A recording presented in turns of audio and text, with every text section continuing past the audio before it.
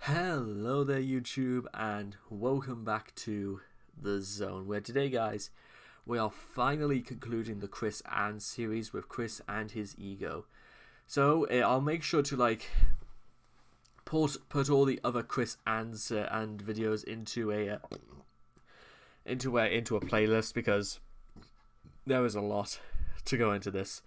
With that being said, however, this is not going to be the end of me talking about Chris on this channel. But I kind of didn't want to make too many videos about Chris after that.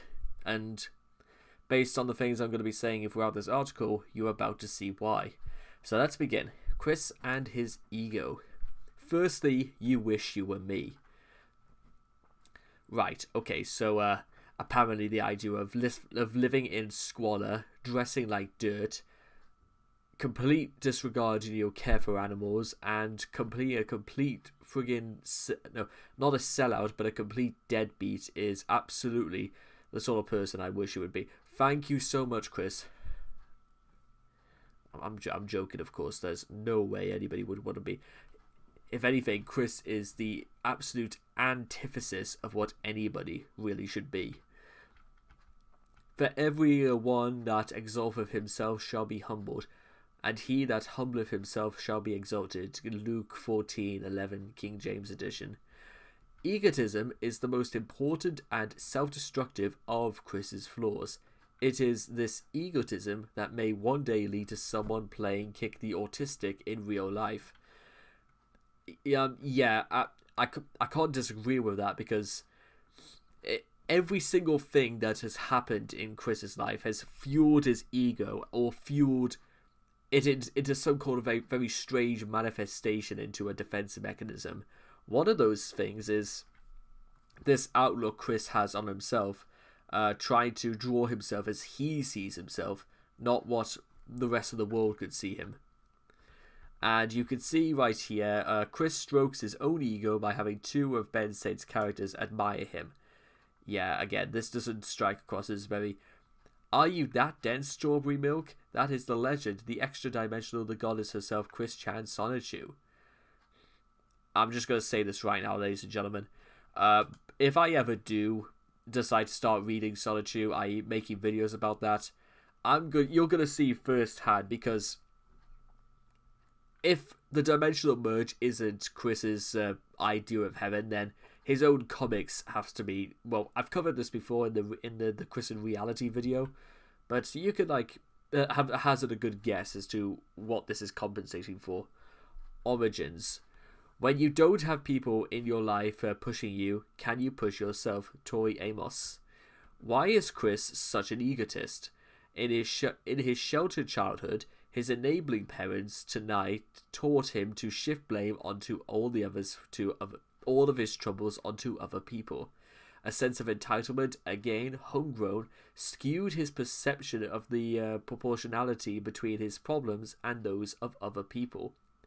Chris doesn't completely lack empathy, kind of a bit like his common sense. Sometimes, whenever the situation suits him, he does have common sense, but then again, the only reason he ever shows empathy is when he wants to get on people's side and show that he is not sociopathic. He isn't a sociopath, but the internal scale by which he weighs the importance of himself against that of others tilts far in his favour. Mostly because of Chris's weight, more than anything, tips the scale as well. The problem was compounded by his autism, making it difficult for him to understand social cues and relate normally to his peers. He grew up in a different world. But that explains why Chris was an egotist, struggled with egotism. Right, anyway, where was I?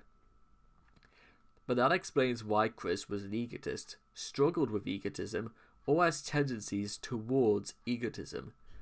While Chris's childhood was less than ideal, it shouldn't have been quite so crippling. Time and experience should have helped temper his ego, and his half-brother supposedly suffered far worse and still managed to make something of himself. That is true, but we'll get to that when we talk about Chris's family. But Chris's development appears to have completely stopped altogether. Probably because he found it far more comforting to stay exactly where he was. His egocentrism has persisted well into his 30s, when most children usually grow out of it at around age 7. Chris is still an egotist because he lives in a social time capsule that has allowed him to carry on for over a decade without a single life lesson, and he still lives in that time capsule because it is easy, it is also comfortable, and people allow this. Yeah, 100. Yeah. And you're about to see some of the people specifically. The enablers. Drunk or not, they had me. At an old age where my mother was so close to menopause and my father was a senior citizen, I was truly a miracle. Well, possibly if... Well, I don't really want to say that's not entirely true, because to have kids at the age of when his parents gave birth to him was definitely something, but it's also largely people say that's what resulted in his autism. Chris's parents are enablers par excellence. There is no earthly reason why, barring unrelated catastrophes, a grown man in his 30s with autism should live at home with his parents, especially when his autism is as high functioning as Chris's activity and his documentation exemplify him to be. Adults with far more crippling psychiatric problems, from emotional disorders to mental retardation, live far more independently than Chris does. Well, not all of them, but I can see where they're coming from. For children like Chris, special... Actually, you know what? I'm actually going to go on... I actually will agree with this next point.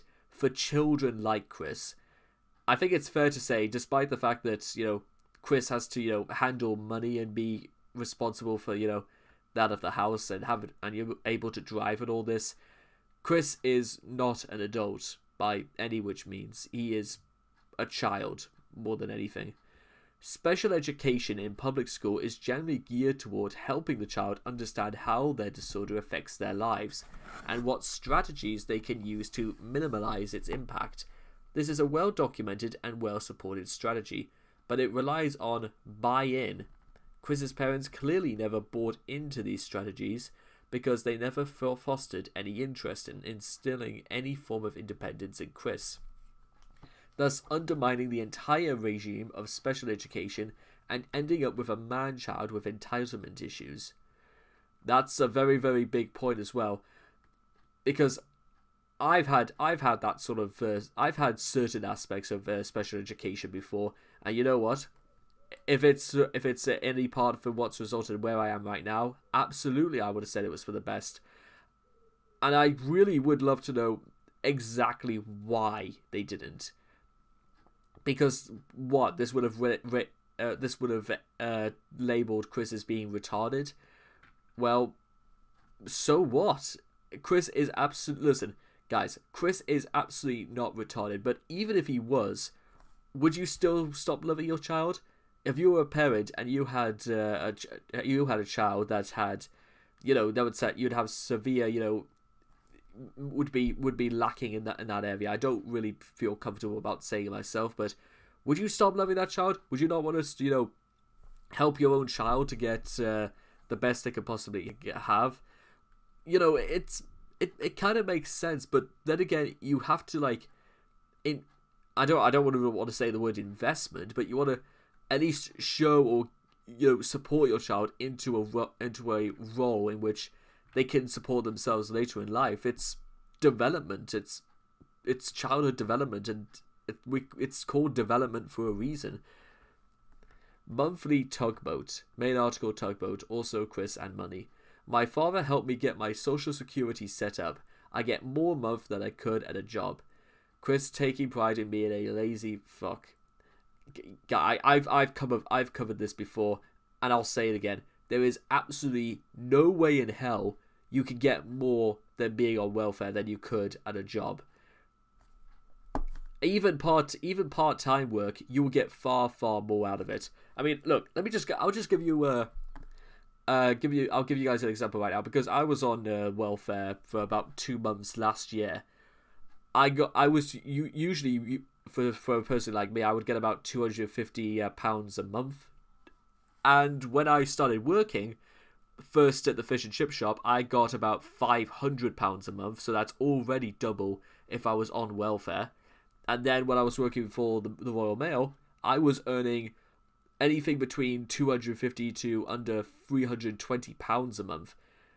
The £320 mark is when, I put in extra hours and I, or, that sort of thing. But anyway, £250 no, not a month, a week.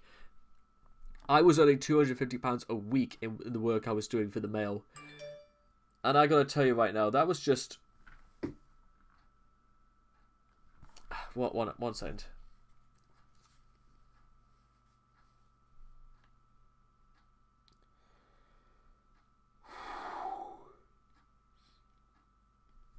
Right, okay, never mind. So anyway, like I was saying, I was earning so much more than if I was ever on welfare, and it's as simple as that. Anyone who says that's absolutely not true, well, then again, you would have to... The only reason I would only ever suspect Chris would ever say something like that is because, well, one, probably because of, disability checks and all that. He probably got paid far more. But even then, that's not really... that doesn't really set a good example, that does it? And besides, bearing in mind, forget Chris, forgetting his father helping him get onto his social security, I managed to get myself a job completely off my own back. Because you know what? My parents, instilled that I should be far more independent as I was growing up. And you know what? That's exactly what I've done. And you know what? I would encourage anyone to do the same. But again, it's not the same for everyone else as it would be for myself. And especially in the case of Chris. But then again, you really have to look into what, if any, sort of special education or any real life skill Chris was ever, taught by his parents. Chris receives welfare from the government, a monthly tugboat as he calls it, although intended to supplement the money he would receive at a low-paying job. Chris continues to abuse the welfare system because he is simply unwilling to work on anything except mass debating, playing video, and stalking young women. Regardless of whether Chris is abusing the welfare system, his parents are abusing it through him, or the system itself is flawed. The fact remains that the monthly tugboat that he receives is a major factor in making Chris's lifestyle, and thus his worldview, sustainable. Blind luck and cherry-picking fallacy.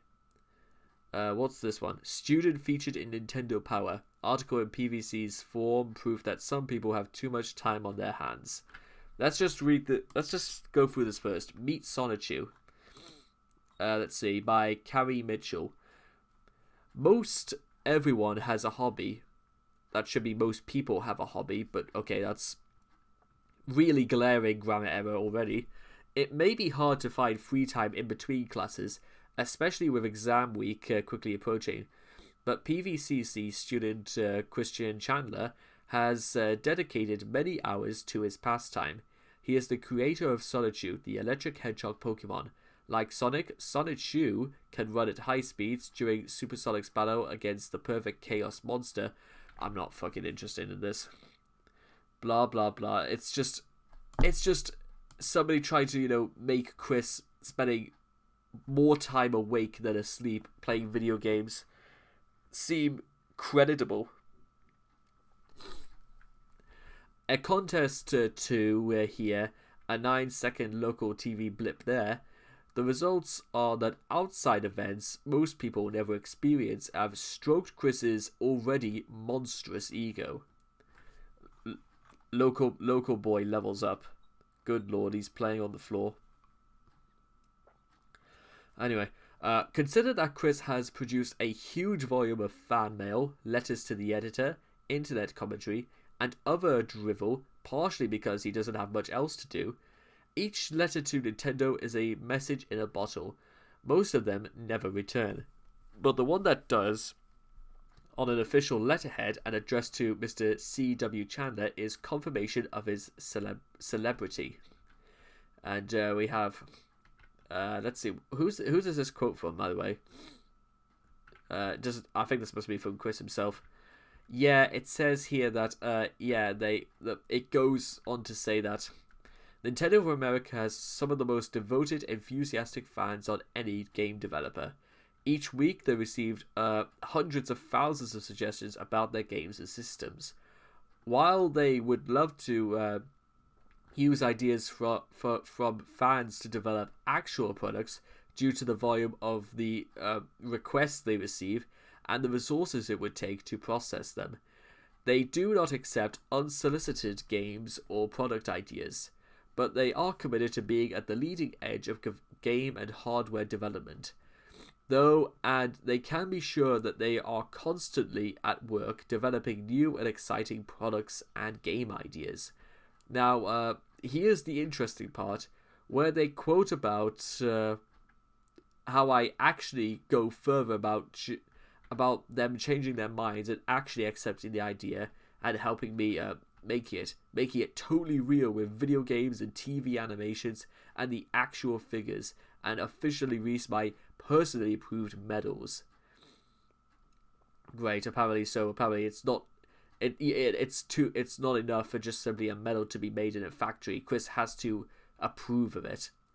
They say that the best way to let other fans know about my idea or generate hype about the future game, I like to see this, is to post the games that's just completely fucking drivel about nothing anybody cares about. The concept of form letters does not seem to occur to Chris, who seems to think the letter was written specifically for him. As if Chris didn't think this material was golden to begin with, he got a second nod from Nintendo Power for his epic Animal Crossing documentary, and a page in the PVCC's form is just icing on the cake. Even before his E-fame, Chris had plenty of evidence to convince himself that he was creative, and not just a high-volume, whiny jerk that had pestered his way to acknowledgement. As he graduated from PVCC in 2006, his writing shows that Solitude was, in his mind, already tested. A bit like Chris, really. There was just some small threshold of notoriety or connections that needed to be breached to become a true media sensation. On top of that, Chris has a huge amount of free time to inject himself into situations like the McIntyre Park meetings, which also allows him to cherry-pick more moments of recognition. A tongue-in-cheek acknowledgement by the local council seems cute to us, but is serious business to him.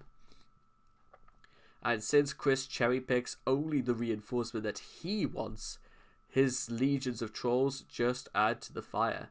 Delusion led him to believe that he had a legion of fans for a time. A few hundred emails in his inbox confirmed this.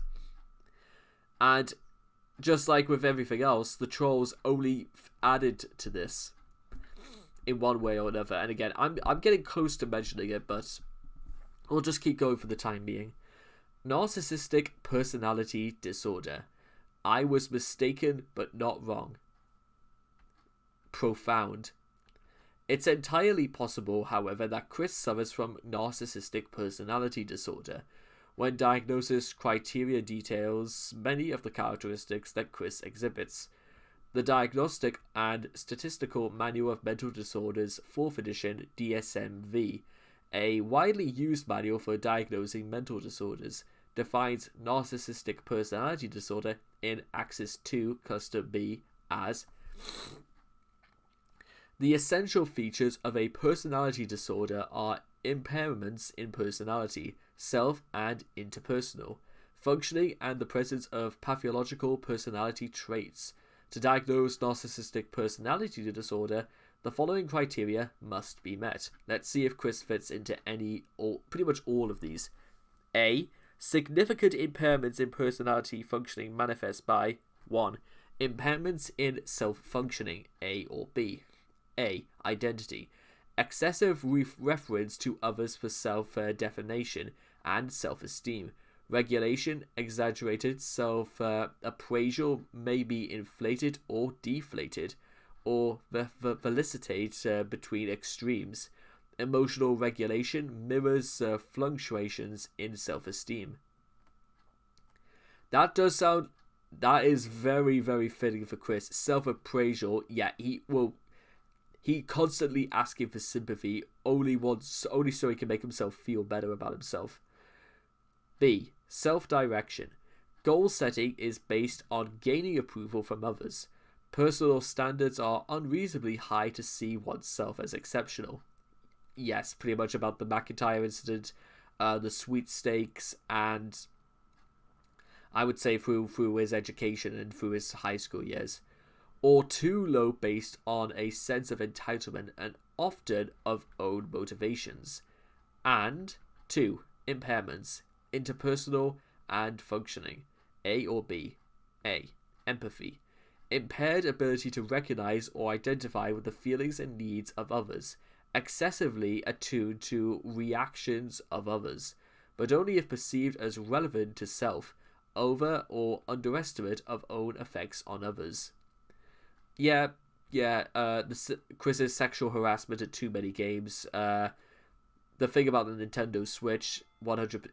There was, I would say, almost all of these are gonna like add up.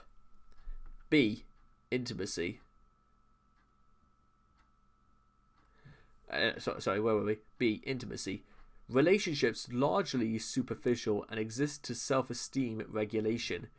Maturity constrained by little genuine interest in others' experiences and predominance of a need for personal gain. Just to pick one example right there, the Leftover Media stream with Max and Chris himself. Chris has not once at all mentioned or acknowledged Max whatsoever. Yeah. B. Pathological personality traits in the following domains. 1. Antagonism, categorized by A. Grandiosity. Oh, you know what I'm gonna do, ladies and gentlemen? Where's shopping? I'm gonna look up for shopping.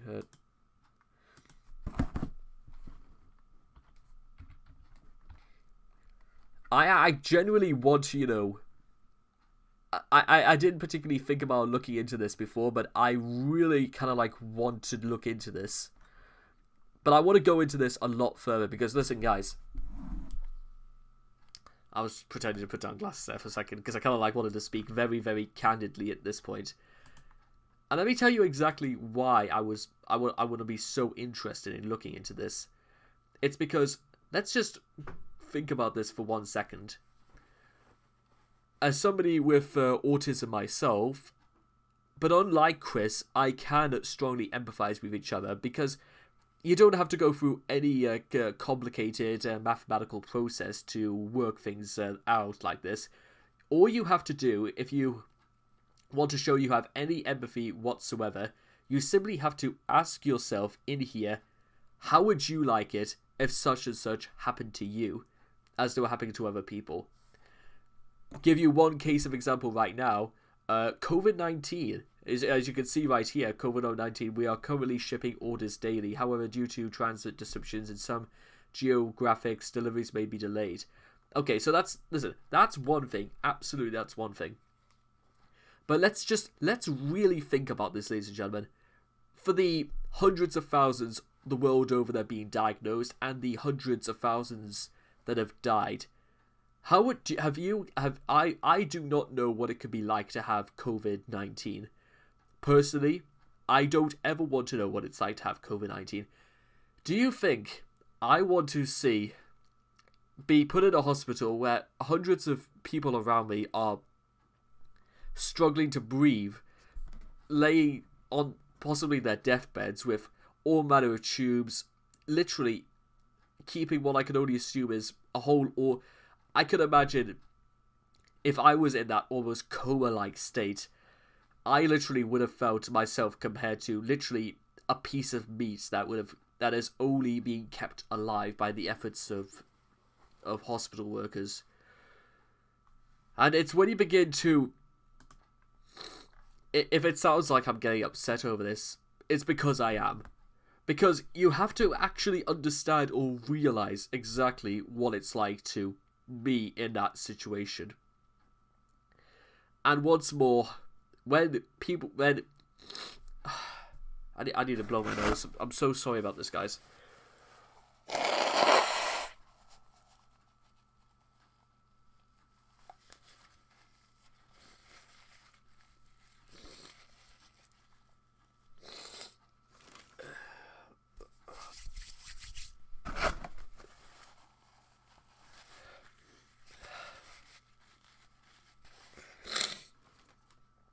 Okay, let me just continue for a second here.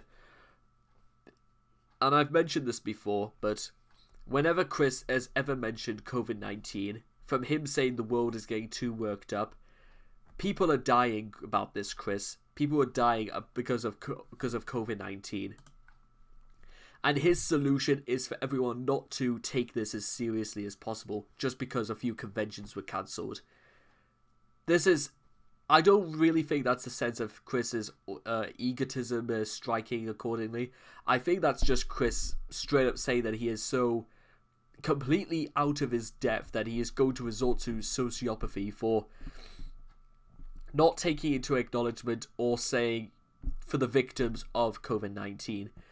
Everything seems to be revolving around what he thinks, and apparently, like, I've covered him talking about COVID-19 before. I've seen Dylan Thomas talk about when he covered COVID-19, but I don't think it goes into nearly enough detail, but especially when you consider, again, it's still continuing to this day. It's still continuing nearly a whole 6 months after it was first announced that the breakout was happening in Wuhan in China. And I just don't see how anyone, Chris or any otherwise, telling people not to take this so seriously and how it's grinding his gears is going to make anyone's life any easier. Feelings of entitlement, either overt or covert, self-centeredness, firmly holding to the belief that one is better than others, condescending towards others. I will literally refer you to the previous statement I just gave. B, attention-seeking. Also that one. Excessive attempts to attract and be the focus of attention of others. Admiration-seeking. Fortunately, Chris has never sought admiration, because what's to be admired about someone making things about COVID-19? C, impairments. In personality, functioning, and the individual's personality trait. Expression are relatively stable across time and consistent across situations. D, the impairments. In personality functioning and the individual's personality trait. Expression are not better understood as normative for the individual's developmental stage or socio-cultural environment.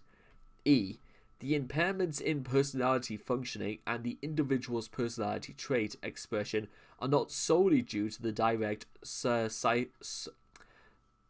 sociological effects, physiological effects of a substance, a drug, medication, or a general medical condition, e.g. severe head trauma. As you can see, these criteria describe Chris right down to the sense of entitlement. Then again, many of the symptoms described match a typical diagnosis of autism. Still, he may have both, as autistic people aren't necessarily incapable of being humble. Further reading is required to confirm the difference. Does this go anywhere? Magnificent Narcissism Revisited.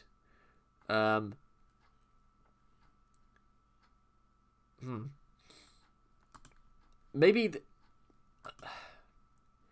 Again, and I'm going to refer you back to what I was saying about, talking about, this sort of thing about personality disorders. This is what I would 100% love to make videos about, because I feel as if, considering what we've just known about Chris, there does need to be further studies, or at least try to make these sort of things a little bit more widespread, because by understanding or recognizing the traits in which people exhibit via these disorders, it could make a world of difference, because who's to say that in 100 years' time there won't be case studies about people like Chris and exactly the relationship between responsibility on the internet, or people who even have the mental requirements to even utilize the internet. We don't know, but this will be talked about long after Chris is dead. I can 100% guarantee that. Manifestations. Chris's egotism manifests itself in a variety of ways. Unwarranted self-importance. I have had over 1 million fans worldwide since I went online in before 2000. Did they also were they just as dyslexic as Chris? Also, here's a very gracious thing he would love to say. I'm sorry for using your name in vain, and when I constructed PVC Citizens and made you look a fool about 6 years, Mary Lee Walsh. And I'm sorry for letting Slowly Orion let away with it for so long. I pray we can put this whole end behind us, Mrs. Walsh. You see, the context of this is that this was apparently somebody who possessed Mary Lee Walsh, so it made the idea that Chris did absolutely nothing wrong in how he behaved at college. That's why he did that. As overwhelming as Chris's unwarranted self-importance is, it's easy for the novice observer to get lost in the sea of solitude shit and assume that he's just confident in his e-fame. Of course, you say, he's got 1 billion hits on YouTube and 1,000 emails in his mailbox. Well, actually, you know what? Let me just take a quick look at something. Let's see. He has 5.5. He has 5.5 million views on his official YouTube channel, which who cares though? Who cares considering what it's about? And 1,000 emails in his inbox. He's going to think he's hot shit like any other retard on the internet. But nothing sums up Chris's deep and abiding USI like this missive to Mary Lee Walsh. Mary, I've slept on it, and I realise that note hanging is not the way to get attention. Well, again, you could work that one out. And I don't really want to meet with either you nor Susan. No offence. I'll tell you what, let's forget the meeting, and if you will allow my newsletter to stay in distribution, I will do all of the following. I will never hang notes on the wall again. I'll consider stopping my silent treatment on Susan. I'll consider knocking you and Susan up my scale of respect by 2 points. What a wonderful bargaining mechanism that is.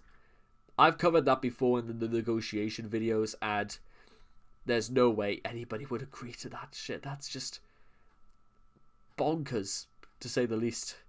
E-Fame just adds a whole new dimension. He was a misunderstood genius before, and now he's a misunderstood genius with a personal army.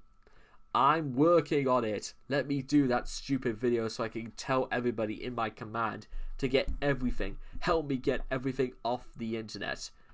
It's so bad now that when Chris meets someone new who he claims not to know who he is, he seems skeptical and surprised. Y'all should know me by now. But if you don't, I am Christian Weston Chandler, the original creator of Solitude. Whatever, I don't fucking care. To be honest, Chris, keep that up and everybody will know. Unfortunately, they'll also know the person attached with it. And then nobody would want to know who he is. He'll only be known as the person to never come in contact with. Avoid him like the plague, in other words. The instant gratification, instant acknowledgement, and instant attention, good or bad, that has come from his minor E-Fame of the last few years has thoroughly convinced Chris that people do read everything he writes and that his YouTube messages invariably get to his target audience, which is mostly his trolls. I realize I am famous like a princess. Chris, Twitter, October 2017. And this was him just a year later. Notable resident in Ruckersville, Virginia, alongside a NASCAR racer, and about the 29,000th most popular individual in this world. So where is the Wikipedia article about me? Fuck me sideways. That is absolutely... I actually want to drop the massive pipe bomb I wanted to do for the end of this video. But I just, at reading this, I feel like I want to do it a lot sooner. But let's just continue. He also describes himself as managing the varsity team in high school when actually he was a water boy. But if even after all of this you're still not convinced that Chris has unwarranted self-importance issues, consider this little tidbit. He posted autographed pictures of himself on eBay, looking like this, no less. Make of that what you will. Let's I'm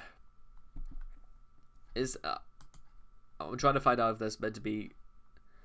Yeah, that's just exactly. What about no? Does that come up, everyone? Yeah, no way. Make of that what you will. Fixation on self-image. Chris has created many avatars of himself and several mediums. Pogs, his comic one, Lego, Smash, Amiibos, him playing with toys like an absolute child, Skylanders, Transformer, MLP character, drawn about as well as you could possibly imagine, Funkos. Did Chris have a broken nose in this one? Jesus. A doll, and this one. This Christine Nightstar Chandler. Miss Christine Nightstar Weston Chandler, your fate is calling, go talk to her. She is so cute. Yes, ma'am, thank you. Fuck. Right, okay, that's it. I've just had enough of this. Multi-dimensional CWCS counterparts as a TSSSF card featuring many of his self-inserts. All of them himself, nonetheless, as well. Good. Well, not good. Bad. Very, very bad. Persecution complex. Chris has a lot of problems. Yeah. And even the ones he takes responsibility for, he doesn't, are still out of his hands, even though some of them absolutely are. His school was mean to him.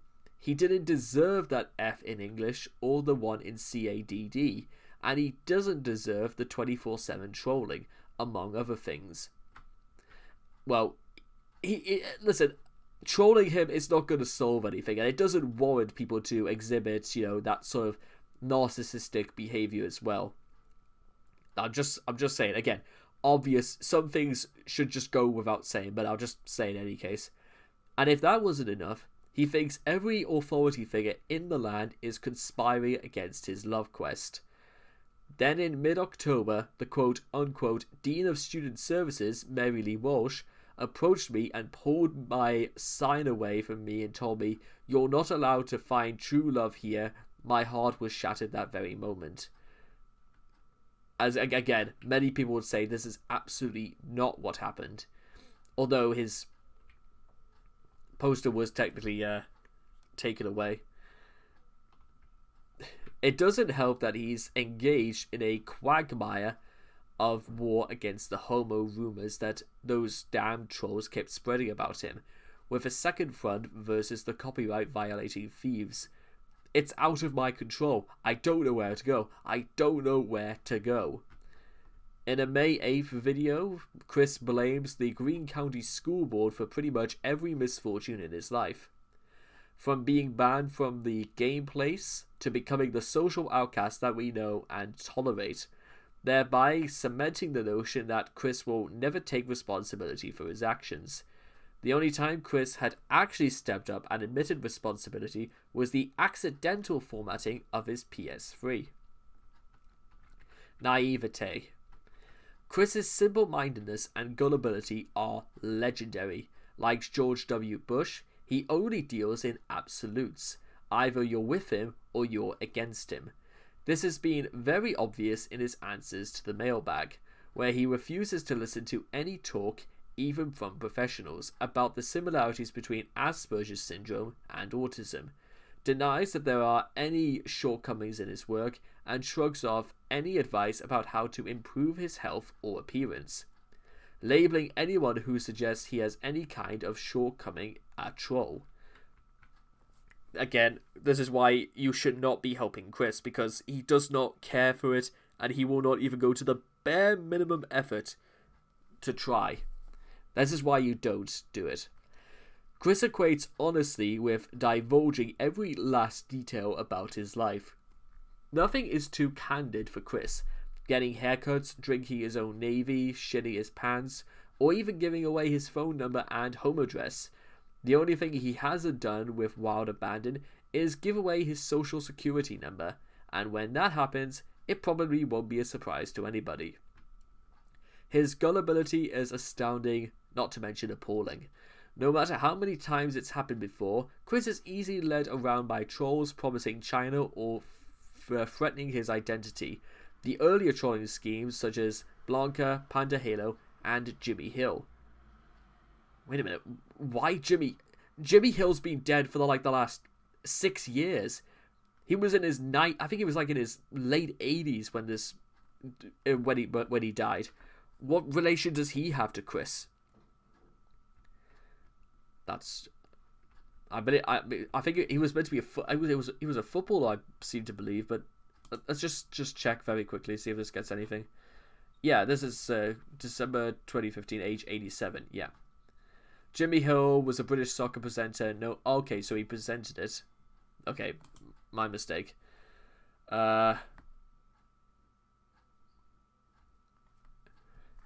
Let's just continue.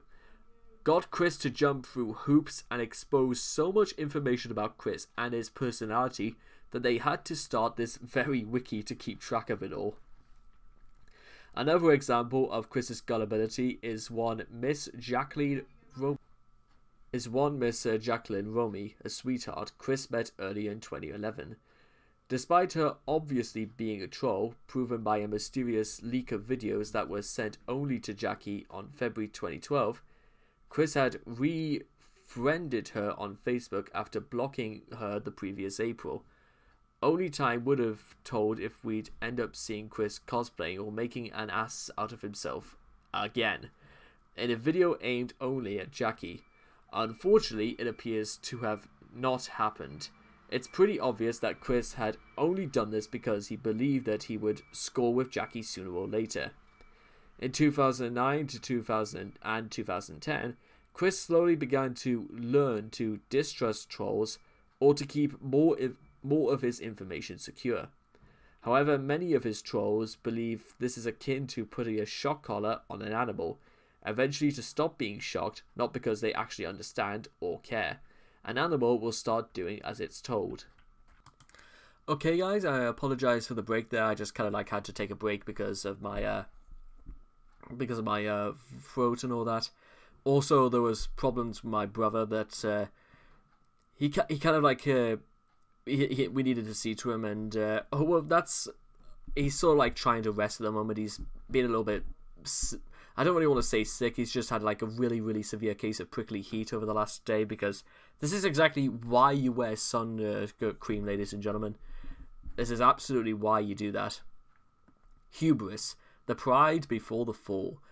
I'd say I'm all round, you see. The problem, well, all round, you mean perfectly spherical. You see, the problem is that I have too many skills that I am good at. You might say that I am a jack of all trades and a master of none. You're a master of none. I'll say that much, Chris. Also, it's fair to say that Chris is a bit of a narcissist. Let's just take a look at this. I love myself, me, and he's holding hands with himself. Mother's Day, oh yeah, because he considers himself his mother. This isn't meant to be his mom or anything like that. Yeah. That's just... You see, this is why I never really liked those I love me sort of mugs or posters, because that seems... Do you have to have that little self-respect for yourself that you have to have it posted on a wall or on a mug, that you need to remind yourself that you should at least be like yourself? Because it seems like it's more compensating for anything, and I've said this before, but I generally don't believe Chris loves himself. I generally believe that he's simply using this to compensate for the fact that he has absolutely no self-respect, because anyone with self-respect would not have ended up in this sort of situation. I think it's safe to say that. Numerous times, Chris has shown that he believes that he has powers and abilities far beyond those of mortal autistics. In fact, so much this attitude has transcended mere hubris. Instead, it more resembles mental illness. Yeah, absolutely. Dr. Frankenstein and Dr. Faustus were people who had hubris, but they were not mentally ill. well, maybe more in the case of Dr. Frankenstein, but again, you know. Not only is Chris convinced that his writing, musical talents, and art are without peer, he also believes he has supernatural powers along the lines of Wicca or voodoo. And he doesn't just have the power to create, he also has the power to destroy his own life. This line of thinking is exemplified by Chris's acceptance that Ryan Cash committed suicide just because he withheld Sonic 2 updates. That Ryan Cash was a fictional person, I should point out, but it led to a very, very interesting response out of Chris, to say the least, and would worsen when he believed that his curse actually caused Liquid Chris and Mary Lee Walsh to have some sort of hell before them. But those are just the most insane moments of cognitive dissonance. What about the time he went into hysterics when he didn't get recognition for his art at high school graduation? I should have been highly recognized for my artistic talents. I showed in my many art classes for the award ceremonies before graduation day. I felt crestfallen greatly from not getting recognized for any of my talents. I exceeded in math for the love of God. Not too sure about that either. Or his reaction to losing the Parappa contest. So that sworn on my autism, justice will be served to the 7 people of those 4 videos. More about what Chris actually, fantasy reality. In fact, actually, I tell you what. Just bear with, ladies and gentlemen. I only feel compelled to do this because,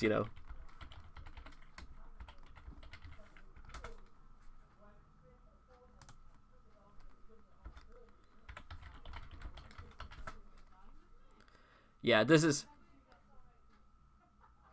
Let's see.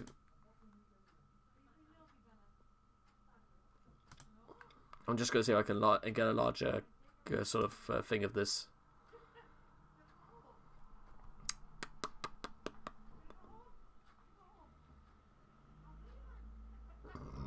No, this is about this is as much as I'm going to get. Do you think Chris actually understands this, or is this the reality of the situation? I love that so much. All of the above is consistent with the behavior of small children who, isolated from the real world by a lack of comprehension and limited mobility, believe themselves to be godlike beings. This belief is gradually destroyed as the child goes to school and encounters outside authority, leading to their acknowledgement of the fact that they are, in fact, ordinary people. Of course, since Chris is not only autistic but also extremely sheltered, he still manages to cling to this belief by focusing on specific aspects of his life and constructing elaborate fantasy worlds. This is also probably why he sees mundane chores as horrific trials of strength and will. In psychological terms, this can be referred to as psychological neoteny, which is basically the retention of juvenile traits well into physical maturity. Also, well, actually, I would say Chris and physical are two things that should not belong in the same sentence. Also consistent with his childlike mindset is his apparent belief that he has supernatural powers. In Freudian terms, this is referred to as omnipotence of thought. Basically, in the same way he does with religion, Chris cherry-picks elements of his life to validate his fantasy of control, which is more systematically displayed in the Sonic comics. Taking this into consideration, it's likely that Magi-chan is yet another Mary Sue for Chris, serving as a kind of avatar for his desire for ultimate authority. Why he felt it necessary to make yet another character to fulfill this role is unclear, considering he's already established himself as the one true god of Quickville. Another aspect of Chris's arrogance, and again caused by a childish way of viewing the world, is visible in a phone call with Alec Benson Leary, creator of Asperchew. In the call, it is obvious Chris does not follow a mature procedure for developing a stance on issues, where normally an individual will learn information about the issue and from there decide how they feel about the issue. Chris does it in the other way around and decides how he feels about something, then refuses to believe, understand, or even humour any evidence to the contrary. While most people have strong beliefs in some issues, so much so that they automatically have a prejudice against people believing differently, example politics, religion, etc., etc., Chris has this perspective on absolutely everything. He takes a position on matters and then finds ways to back it up and ignores all evidence for the opposing viewpoint. This is called a confirmation bias. For example, Chris has decided homos are bad, so he selectively finds information that backs up his stance on the matter and ignores anything and anyone who tell him about why his homophobia is bad and makes him a bad person. He will then go as far as to pretend he can cure homosexuality with his own blood, unless disliking homosexuals means he may not get laid. Kind of like a 1 step forward, 14 steps sideways sort of thing going on here. He's no further forward than he thinks.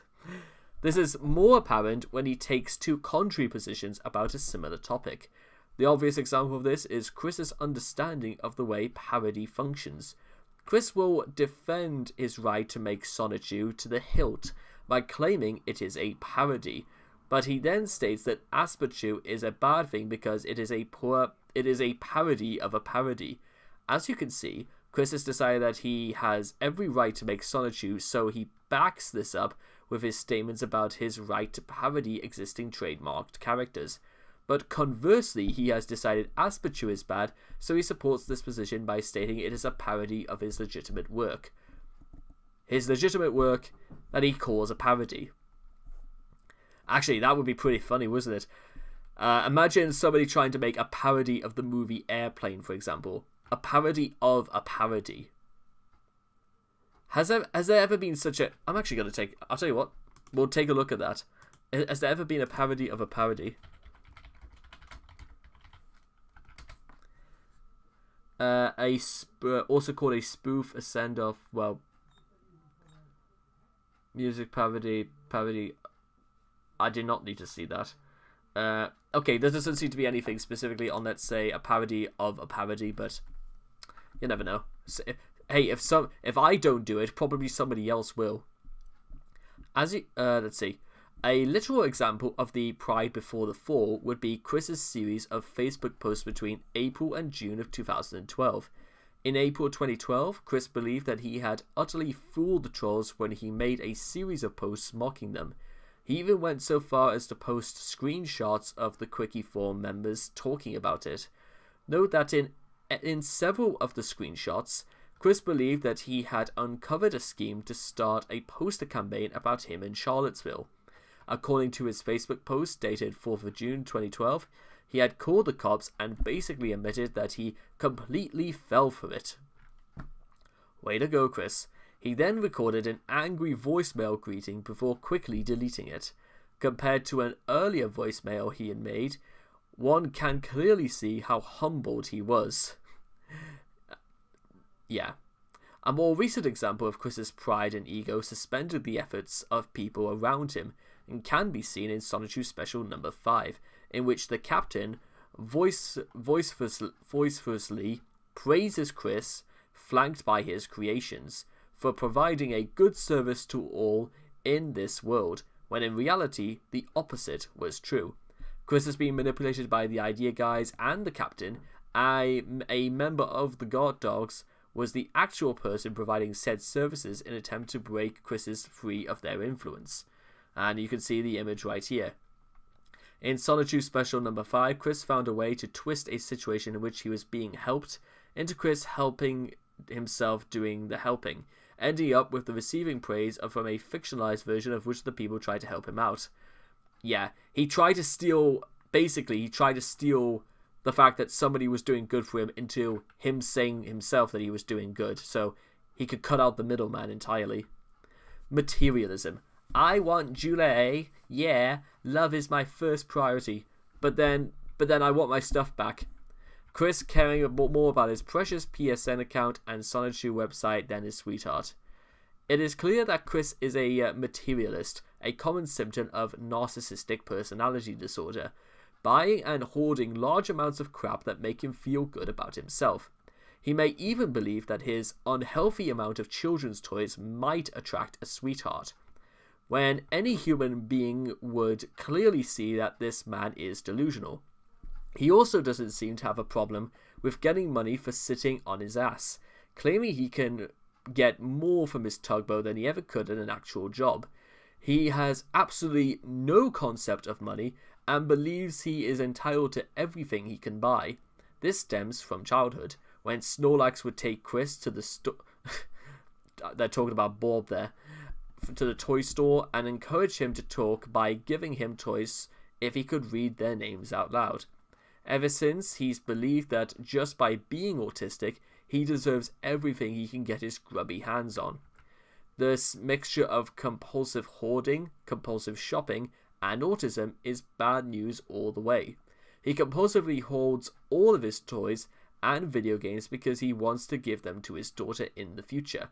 He also seems to enjoy collecting things, which may explain why Pokemon appeals to him. Chris compulsively buys everything he can on the PS3 store, and is more concerned with trophies than actual gameplay. Most of the games he's downloaded have never been played, but the important thing is that he has it. Hoarding items in cases other than OCD is a sign of intellectual disability in older children. He may have inherited this behavior from his parents, especially Bob. Tender misanthropy. Tender misanthropy. Misanthropy. A tender misanthropy is a definition by someone who despises humanity in general, but is ever ready to make an exception for the real people. It's a bit like those people who say that they are like communist or fascist or whatever, and then will turn immediately patriotic at like the first sign of reality. I've seen cases of this before myself. In fact, I've been in scenarios like this as well, where where reality sinks in and you realize exactly what your ideals truly are. In other words, an egotist who pretends to be benevolent. While it's obvious that Chris is an egotist, he truly believes that he's benevolent. He is the perfect example of a tender misanthropy, screaming death threats at what he knows of humanity, seeing as the only social contact he gets is from the internet, while also believing that he is a kind, loving person who can give advice and act as a role model for children. No child should ever look up to Chris. Another part of the definition states that a tender misanthropy feels certain of being able to love real people, if only they could be found, or failing that, to transform existing false people into idealized real people through social and political programs of the tender misanthropy's own making. The way that Chris treats homos, seeing as he hates them all, no matter what he says, and wants to turn them straight by placing them into co-ed prisons, reprogramming them into straight via concentration camps, or by creating a vaccine that cures homosexuality, certainly fits this description. The fact that he also generalizes trolls as homos also supports this. If that does not convince you that Chris feels he can make people into what he can emotionally attach himself to, there are also other obvious examples in this unique delivery of his intentions. Let me just... There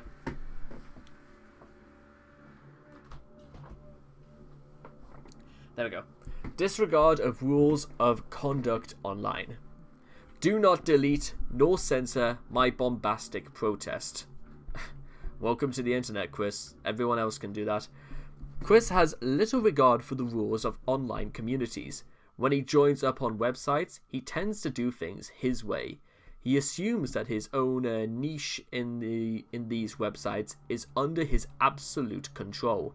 For example, he assumed that Wikipedia would allow him to post anything on his personal user page, or that Encyclopedia Dramatica would remove material critical to him if he just asked not so nicely. Sites like DeviantArt and YouTube allow community participation. Chris simply disallowed comments, or later on, just ignored every comment he received. Chris also assumes that when other people host websites for him, in case of Wikipedia. He's given the final say on all matters. His record for getting permabanned is currently at 2 weeks on Flipnote Hatina, when he foolishly tried to re-upload Flipnotes that had been removed for breaking the rules, without bothering to find out why they had been removed in the first place. His Facebook account encountered a cycle in July 2015, where it would be removed and would be put back up again. Some of Chris's posts contained sexual content, such as photos of lizards in amplaxes, thumbnails of tribadism, screenshots of sexting, and a drawing in which he was drenched in lemonades through a china-shaped lemon. His description for this picture bragged about how jerks would be offended by it. Right, okay. Paranoia. One of the worst things that comes out of Chris's ego is his bloated sense of paranoia. As mentioned above, Chris has taken to withholding certain information from trolls, like an animal being shocked by a collar. However, this line of thinking has pushed Chris into believing that the entire world is out to get him. In the early days, it was simple. Jerkops and Mary Lee Walsh were conspiring to stop him from succeeding in his love quest. However, after the incident with the wallflower, and the realization that there are entire web pages devoted to him, it's caused him to see things in a bigger yet disturbing picture. As such, Chris has decided to become a recluse, refusing to make friends with anyone unless he knew them in the real world. However, this is a double-edged sword, as Chris refuses to interact with anyone in the real world as well. In the real world, if someone spotted Chris and knew him by name, even if they had heard of him from whatever remaining place is left for him to go, he panics and runs, fearing that the person is actually a troll seeking to spread more information about him across the internet, as well as if someone wanted to contact Chris through other means, even if that person had no idea who Chris was or what Sonichu was, or anything that the trolls had done. Chris will shut them out because he doesn't know who they are and thus has regulated them to the title of troll. A perfect example of this was revealed in a series of Facebook screenshots. While eating at a McDonald's restaurant, an employee at Burger King spotted him, acknowledged him, and they went to mess with his cell phone. Chris went into panic mode, assumed that the worker was actually a troll, and then thought the man was communicating with his own kind by hopping on a form. He then proceeded to photograph the man and talk about him behind his back on Facebook, ironically doing what he feared the troll would do to him. Fantastic. And actually, let's just, we can pick up this picture right here. Quite possibly a troll. Typing or playing on his phone, he may be posting on the forum, communicating with his kind, continuing to keep distance. Or maybe he was not doing that, you know, he's never thought about that. He has his head down at the moment until he leaves. I'm McDonald's, whatever, possibly a troll. But yeah, guys, you've probably already worked out exactly what the problem with this is that just because people on their phones is not going to, like, automatically make them trolls. That's a given. Surrendering information. If there is one thing that Chris's ego would simply not allow, it's suppressing himself from giving away too much information about himself. If he feels that bragging about something would give him a one-up against the trolls, or make himself look good, he'll freely announce it for everyone to hear. The most glaring example of this is this entire wiki, which was created using a lot of information provided by Chris himself. Back in the day, Chris viewed himself as an extremely popular internet celebrity with a true and loyal fan base, and as such would divulge a lot of information about himself so people would know him better, inclusive of personal information that nobody in their right mind would give away. However, there are times when he would do the opposite and surrender information that would make him look horrendously bad, sometimes without provocation. His enthusiastic revelation of his own fecal incontinence is the shining example of this. Yeah, so if you want to thank anybody for giving us all this information, you can thank Chris for that. Whilst this practice has diminished in recent times, with Chris making himself scarce out of fear that trolls would have more ammunition to use against him, his habit of needlessly surrendering information still manages to surface. For example, when he claimed to lose his virginity, he couldn't help but announce it on his Facebook page, all the while swearing up and down that he would never divulge any details about it to the trolls. Mere weeks later, more details emerged on Facebook, leading to speculation that he actually bought a hooker, since we all know how the inevitable end result of his sweetheart search went, which he ended up confirming on the 1st of May, along with attending a Mythbusters tour, something which wasn't even brought up but still revealed anyway, all the while claiming to remain button-lipped on the matter. Only time would tell if and when Chris finally reveals anything to silence his naysayers. After all, it wouldn't be the first time it's happened. Sure enough, in December 2014, a leaked account of Chris's experience with the hooker was released on the Kiwi Farms. He just never learns. In 2013, Chris's habit of needlessly surrendering information returned with a vengeance. Chris threw a temper tantrum on Facebook, and many would have assumed that it was business as usual, until Chris made the fatal mistake of revealing the reason why he went on the warpath.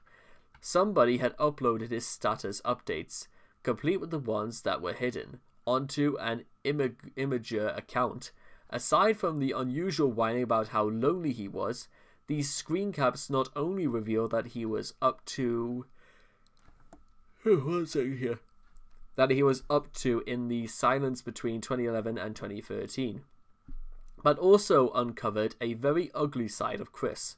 One post in particular revealed that he was angry at the fact that Mims had a girlfriend and demanded that somebody should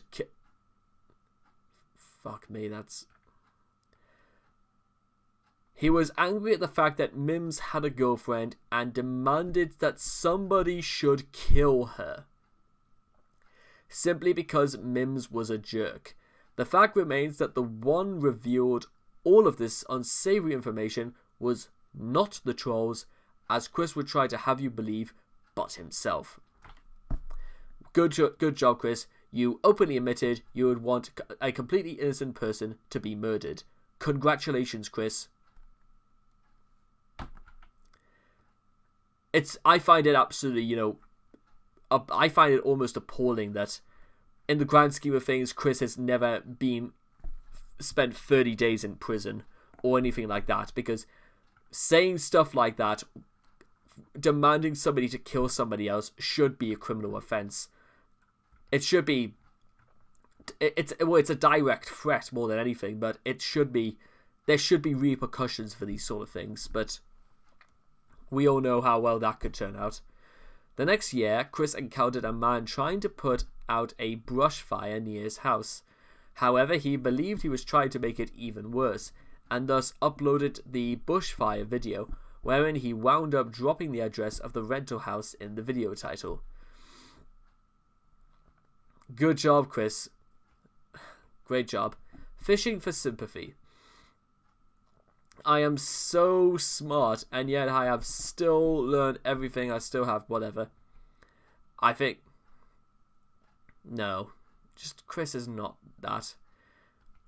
If he were, again, I'll bring you to what I said about the thing about common sense and self-respect. If Chris was in any way smart or conscious for even so much as 1 second to realize what was happening to him, he would have stopped this 20 years ago. He would. In many conversations with Chris, there have been quite a few instances where he would outright fish for sympathy, in the hopes that people would take pity on him and, in so doing, make him feel better about himself. One such example is the Father Call, where Chris constantly talks about the trials and tribulations in his life to an unimpressed Matthew Devoria, from whom he was trying to seek approval to date his daughter. Note that said trials and tribulations amounted to housework and being teased on the internet. In his later email exchanges with Jackie, Chris is quick to paint himself as a misunderstood victim whenever Jackie rips him a new one over issues such as his habit of lying, being a hypocrite, and even being inconsiderate towards her. Even in recent times, he has not cut this out of his habits. His Facebook entries blame his trolls for making him live his life a living hell. One in particular lamenting that nobody cares for him except his own mother. That's a slap in the face to Bob right there. The attention he gets from his mother, Barbara Chandler, and his friend Anna McLaren is textbook mollycoddling at best. Chris has spent his entire life at being catered to by his parents, notably well past the point of social acceptance, to the point where he depends on them to bail him out of the numerous messes he gets himself into. It comes as no surprise, then, that this, combined with his being autistic, has poisoned Chris's mind into thinking that he is now everybody should treat him by default.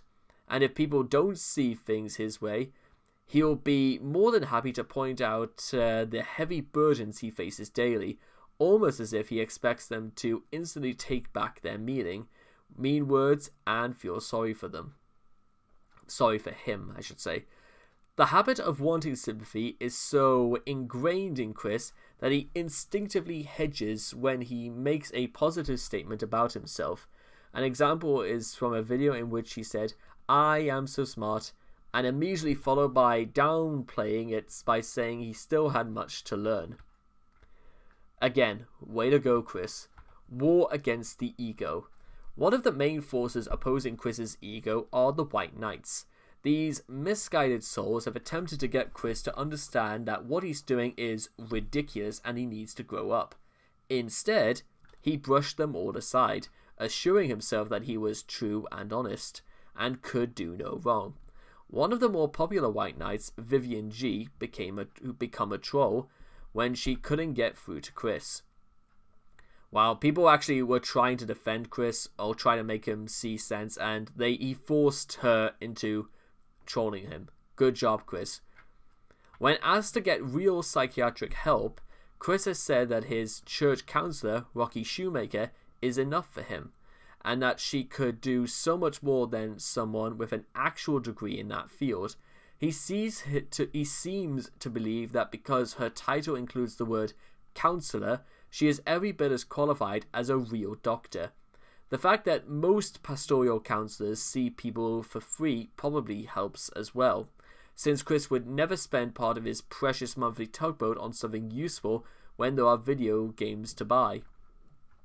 There were even some instances where it seemed that the trolls had made a breakthrough by breaking Chris, only for him to get right back up again and continue with his antics.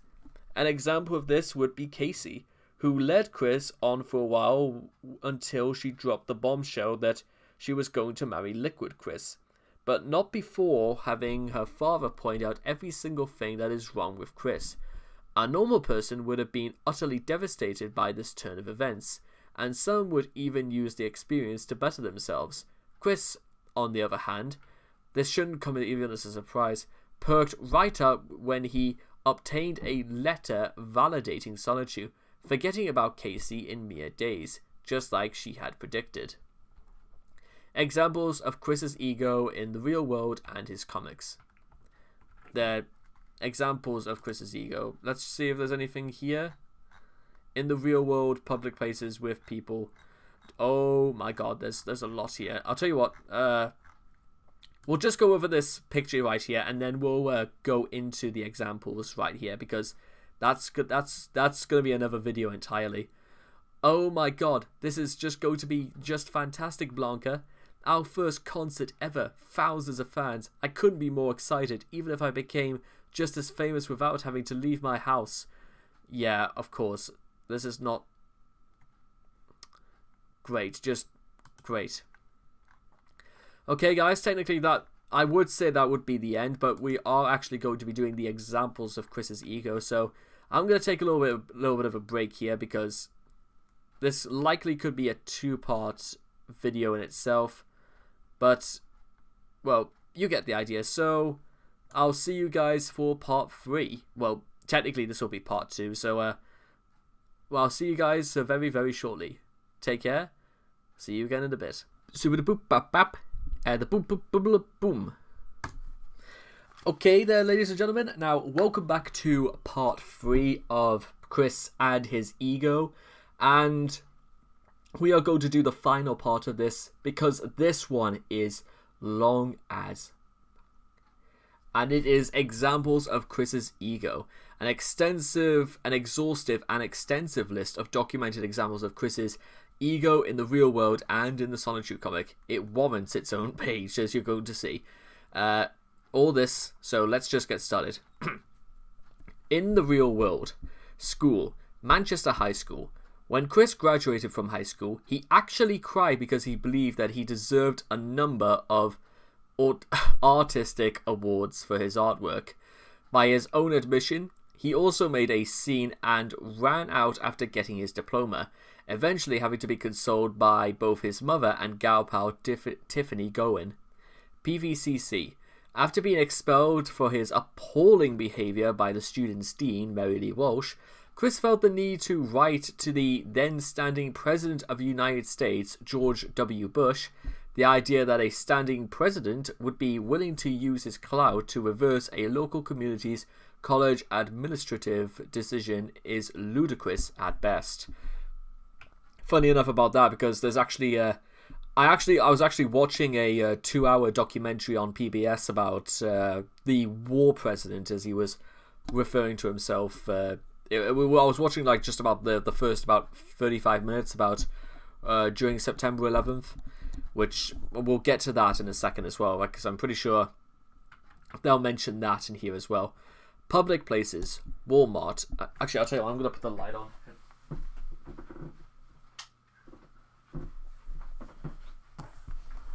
Right, where were we? Walmart. When asked to cease his solicitation, Chris refused to budge, rambled on in some stupid speech, and actually ran. He would do this again in a Target soon afterwards, only to be arrested in the process. The game place. Chris acted in this store as if he owned the place. He was rude to the patrons and staff, abused the access to a flat-screen TV, and was an all-around pain for the manager, Michael Snyder. After many antics, he was banned from the place. Chris filmed a half-assed apology 9 months later, not because he was sorry for his actions, but because the store was the only place that had Eye of Judgment cards. Chris has also attempted to incite harassment of employees of the store, using the very fans he had chastised weeks earlier, simply because Michael had refused to remove his ban. McIntyre Park. During a newscast, Chris happened to pass by a cameraman who was videotaping someone being interviewed. As he did, he flashed his Sonichu medallion as if to say, "Hey, look at me, I'm more important." Sometime later, he appeared in a town hall meeting over the park itself. He flashed his shitty Sonichu and Rosachu drawing in a bizarre attempt to save it, then tried to interrupt the proceedings with a speech about how he didn't want to pay for a YMCA membership when the recognized speaker made the mistake of referring to him. He was no doubt trying to gain sympathy by noting that it would make an ostensible retard sad to build the YMCA. Chris also requested that the wading pool be deeper. Wading pool be deeper, which likely means that the wading pool was not meant to be used by a full-grown adult. Chris was promptly and thankfully shot down. Thanks for that. Prison. During his time in jail, Chris stated he refused to eat the prison food, since he had never done it and was not going to start anytime soon, and eating the food was beneath him. Profound, Chris. God, could you imagine what would happen if when he actually had to use the shower? Like, I'm going to assume that his hygiene would have been so appalling that nobody would have wanted to have gone near him. In fact, it's probably even more likely that he had to go to... That's actually a really interesting thing. If you were a transgender person, what would you go to, a men's or a women's prison? I'm going to assume, possibly for his own safety, he probably may have just been maybe in a local jail, not in a high security type prison or something like that. GameStop. Following the incident on the 26th of December 2014, which he maced a male employee after fleeing a GameStop, which he had been banned from previously due to the vandalism of one of their Sonic Boom displays, he had went on to say that he was the victim of the whole situation. Of course he would say that. That was painful as hell to be reminded of that. With people. Sarah Nicole Hammer. One of Chris's first crushes, Chris made the small booklet Chris plus Sarah's life shares in an attempt to win her over on her 21st birthday.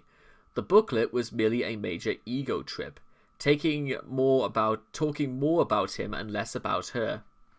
With the two of them replaced the Sonichu and Rosechu. He later cast her in his Sonichu comic and having her break up with Wes Isley before disposing her when she was married away to William Spicer. Good to know. Megan Schroeder. For the longest time, Chris actually believed that he and Megan were going out as boyfriend and girlfriend. He even attacked someone for getting near Megan. When the infamous "she came for CWC.jpg" picture was discovered, Chris actually thought that the reason she was upset was because she wasn't used to sexual things. Try saying that to anyone else, Chris. That would be, yeah. And not the fact that she realized that Chris saw her nothing more than just a sex toy.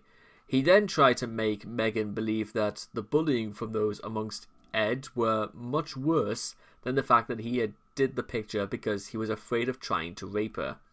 He also insisted that he was under much more emotional pain than she was. Okay, I'd love to know why. Somehow believing that trolls posting pictures of Rosechu with a pickle on the internet was worse than a so-called friend sexually harassing and drawing porn of you.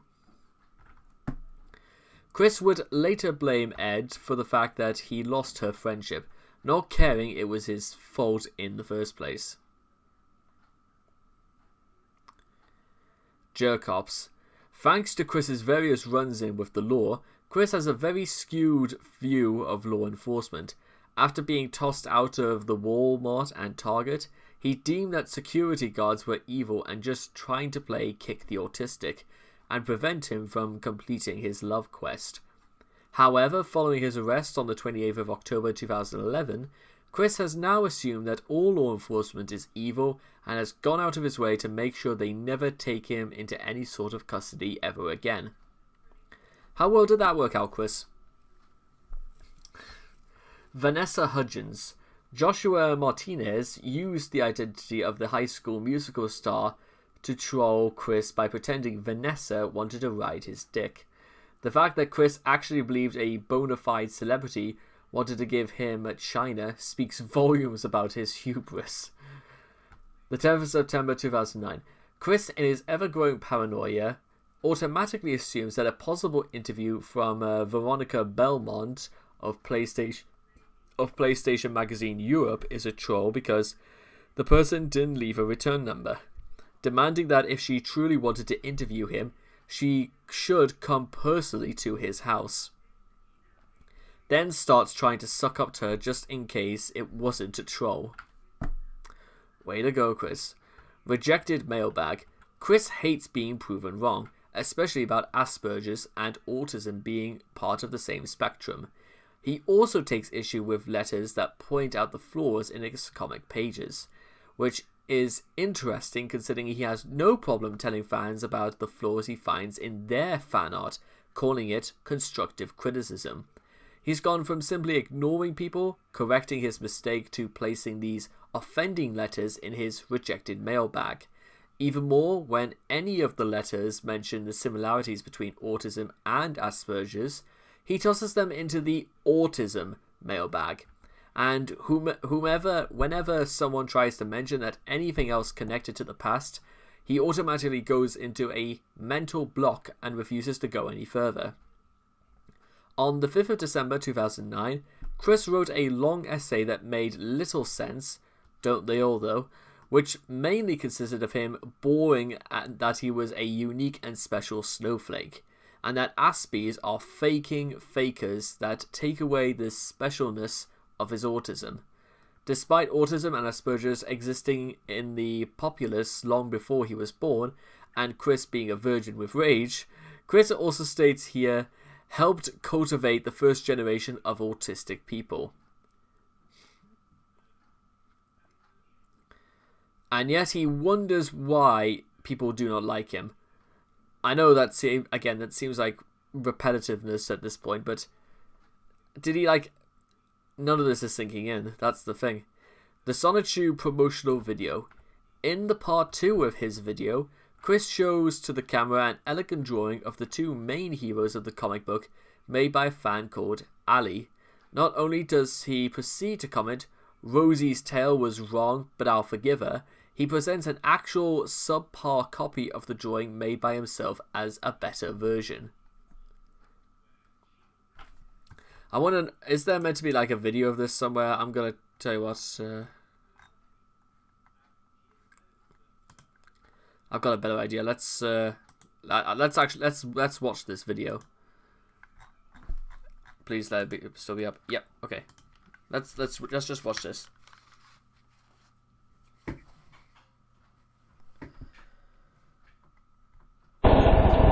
Hello there, business people. Welcome to the world of Quickville, Virginia, and the world of Sonichu and Rosechu. My name is Christian Weston Chandler of Ruckersville, Virginia, 14 Branchline Court, zip code 22968. And he just gave out his address. Good going, Chris. This will not come back to bite him on the ass, I assume. And my home phone number is 434-990-7198. My cell phone being 76008. And he gives out his cell phone number as well, although I'm going to assume that this was a different one. 848.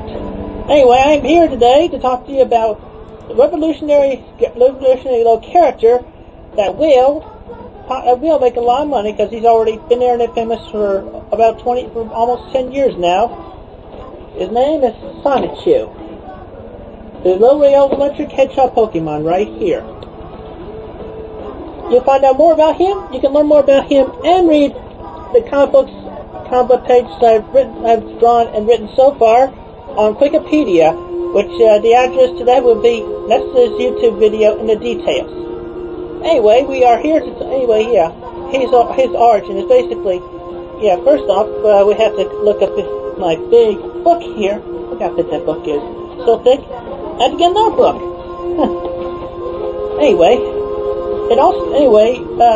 Upon the mental creation of Sonichu, it originally came to me because for a computer graphics class back in high school, I had to create her. And this was Sonichu's first official trade, as previously mentioned in a YouTube video. I have the official registration copyright of Sonichu. It's also accessible on the Wikipedia, the scan of that actual piece of paper that came from the Virginia Library of Congress.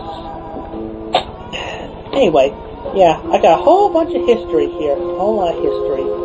Upon, from creation to making Wait, that... hang on, it said part 2 of the video. Okay, right, okay, sorry. My mistake, here's part 2. Oh god, it's even longer. Let's just get to the point where they mentioned about the thing there, because I don't want to listen to this any longer. Which this one will be the cover of. This one came from Zoreku Zawald. That's his YouTube name. Yeah, also, I've received fan art in the snail mail. Those are appearing off the internet. Like this lovely one that came from a lovely one named Allie. Wow. In Sun Valley, California. Thank you very much. And from that, that's she could have done a little better, Rosie's tail was wrong, but I'll forgive her. But still, do my own version of it. Isn't that fun? Oh, and plus, local art in Charlottesville, an artist did a caricature of me. I included that in the No. 9 book on a billboard. There's another fun piece of fan art that comes from BC. Vancouver. BC. Yeah. Anyway, yeah, very famous, very, very famous. Yeah. The fact that he calls that his own drawing better, fuck that. Copyright claim against Vivian G. For the most part, Chris ignored the audiobooks that were being made out of his comics. However, when he found out that they were being sold, Chris issued death threats against Vivian G, threatening to kill her and her family. Bit much there. He then released his own official video books, which he believed to be better than Vivian's. I bet they weren't. I know fine well they weren't, but, you know. Which he believed to be better than Vivian's. These consisted of holding up the true and original pages up to a camera, and waving the page around as he stumbled through the dialogue, made childish sound effects, and failed to explain what was going on. He excused himself a month later and asked for a quote of 25% out of the donations she received for her hard work. It is worth mentioning that the excuse and the demand for a share of the profits were in the same email, separated by a single dot. Profound. Jimmy Hill, Liquid Chris, and Alec Benson Leary. While Chris is more than willing to declare Sonichu as a parody so he can make his multimedia franchise, he blows his stack whenever someone actually parodies Sonichu and himself. He threatened legal action during the Jimmy Hill saga and went all out to prove himself the true and honest Chris when Liquid showed up. During the Casey and Liquid call, when Liquid threatened to go to the police over the gun comic, Chris was certain that the police would be more concerned over the fact that someone was impersonating him than the fact that he threatened to murder him. When Alec Benson Leary's Asperchu began to be more popular than Sonichu, Chris decided to pull a number of things, including a moment of pot calling the kettle black, in which he decrees Asperchu as crappy because it was computer drawn. Father call. When talking to Casey's father, his ego clashed horribly against Matt's attempts to get through to his head, comparing losing a loved one to Chris losing his dog, declaring that mowing the lawn, a menial task, was tough work and utterly missing various cues to people's hardships, such as when Matt told him that his mother pulled weeds while inflicted with arthritis. Chris could only apologize for her having arthritis, not be impressed by the feat. Evan. When Evan created the character Simonechu as a joke, Chris took it, turned it into a girl, and renamed her Simonela. When Evan got tired of Chris using the monstrosity, he demanded that he kill her. Chris has refused many times, put in Mailbag 43, took the cake. He even told Evan in detail how his Simonechu would try and to take back Simonela, how Wild Sonichu would defend and defeat Simonechu, and Simonela would return to Evan's Eggville and say that she didn't want to come back, all under Chris's GDC. Great Detective Chandler powers. Sorry about that, guys. Had a bit in my throat. Shigeru Miyamoto. Chris was convinced that Miyamoto, who is a world-famous video game designer and creator of beloved legendary franchises like Super Mario Bros., Donkey Kong, The Legend of Zelda, and Star Fox, would not only be honored to meet him, but in fact even more honored to meet Chris than Chris would be to meet him. Then, even after having his game proposal rejected by Miyamoto, Chris still remained convinced that Miyamoto was only holding out on him and would surely accept his offer in the near future. No. Alec Benson Leary. Chris loves to hold some form of superiority over people he doesn't like. Isn't that true? And the calls Alec made to Chris are great examples. Chris calls Alec's art crappy several times. his reasoning being that it is drawn with a tablet and doesn't have the character that his own pencil and paper methods apparently convey. He also tells Alec that he is obviously naive because he doesn't believe that cartoon and comic book characters have real feelings, and hasn't been deceived countless times by trolls, and implies that he thinks Alec is pathetic in a rather snide tone of voice. While having no reasons to back this up, despite Alec actually being genial to him during the first few calls, Chris attempts to insult and demean him anyway, and acts like a child being scorned when Alec inevitably becomes angered by this. In one call, Chris actually has the balls to tell Alec that there was a price to pay for not making him kill off Simona, Alec, Evan, Sean, and Mayo's deaths in the comic. Do you think, like, even at this point, Alec really cared about this? Because, considering what kind of dirt he was trying to dig up on Chris, then, or at least to see how far they could push this, probably. Bob Chandler. On the 1st of March 2010, Chris tweeted the sad news that Bob Chandler, Chris's father, was hospitalized with a life-threatening heart condition. Instead of asking for prayers, like many Christians do, let's see what they did, or putting his comic on hold, he whined about the stress it caused him and talked about the newest dates for release of Sonic 2 number 11. The next day, he released 2 videos. Neither had any info or mention of his father or his condition. He didn't even update his website or his blog with the sad news. Here's the sum of all the love and concern Chris expressed for his dad. 1.5 lines of these 11 tweets he sent that afternoon.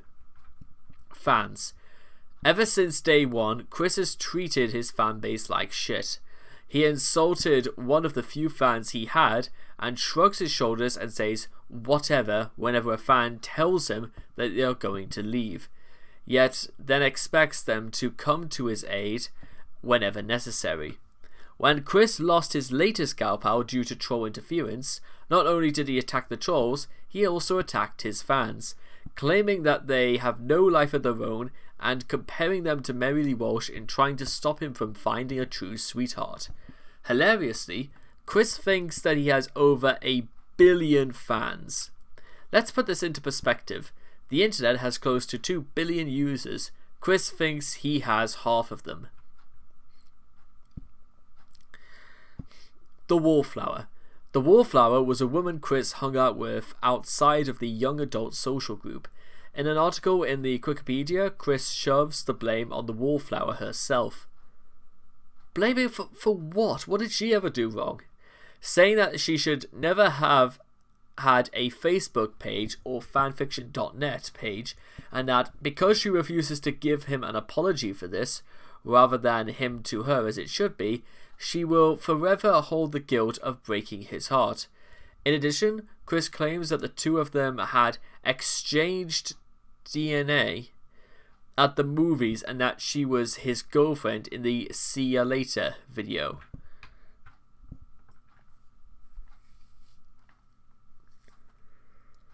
Guys, I'm tired. I'm really tired. Also of this bullshit. I'm really tired of Chris. It's just this incomprehensible bullshit, when in reality they were never more than friends. A recent video shows that he still thinks she was his girlfriend and he still hasn't let her go with her. Trolls. One of the things that has enraged even casual Christorians is his smugness towards even his trolls. In Chris's own mind, he has come up with the image that they are all actually homosexual blacks who are jealous of his work and are slowly becoming autistic by staying on the computer. None of those things true or reflect reality at all. Furthermore, he has arrived... Also, I just want to say... never mind, it doesn't matter. Furthermore, he has arrived at the belief that they are only jealous of his material goods. Sure, Chris, sure. Keep thinking that. Chris's paranoia has gotten to the point where he openly blames them for driving him out of every place he could go to, as well as for his inability to make friends. Men. Chris has long held enmity towards men for apparently taking all the girls from him. His hatred toward men is to such an extent that he views male nudity as abhorrent, yet is perfectly okay with showing his fat, pasty nudes for everyone to see, and wants to make a law that criminalizes toplessness and mandates that all men wear bras so that Chris can freely cross-dress without being questioned, and that he views all men as being hell-bent on him for whatever reason. For whatever reason. That should be what this is called. That just sums up Chris's life in general, doesn't it? For whatever reason. Homos. As mentioned above in the men's section, Chris's victim complex, stemming from his belief that guys take all the girls from him, is to such an extent that he displays a hatred towards homosexual men for, according to him, tempting him to veer off the straight path, even though Chris has never really interacted with anyone outside of his house, let alone with a gay man. He has gone to use it to interchangeably as a blanket term for the trolls, despite several of them being female, which only serves to advertise his delusion. Chris's reasoning for going tomgirl even was an attempt to deny the accusations of being gay.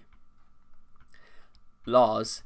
Even though Chris has been known for the longest time to berate most other males for taking all the boyfriend-free girls and leaving none for him, he was more than happy to taunt Lars like a little kid about his breakup with Jackie, acting like he is actually proud of taking her away from him, with liberal use of racist terms.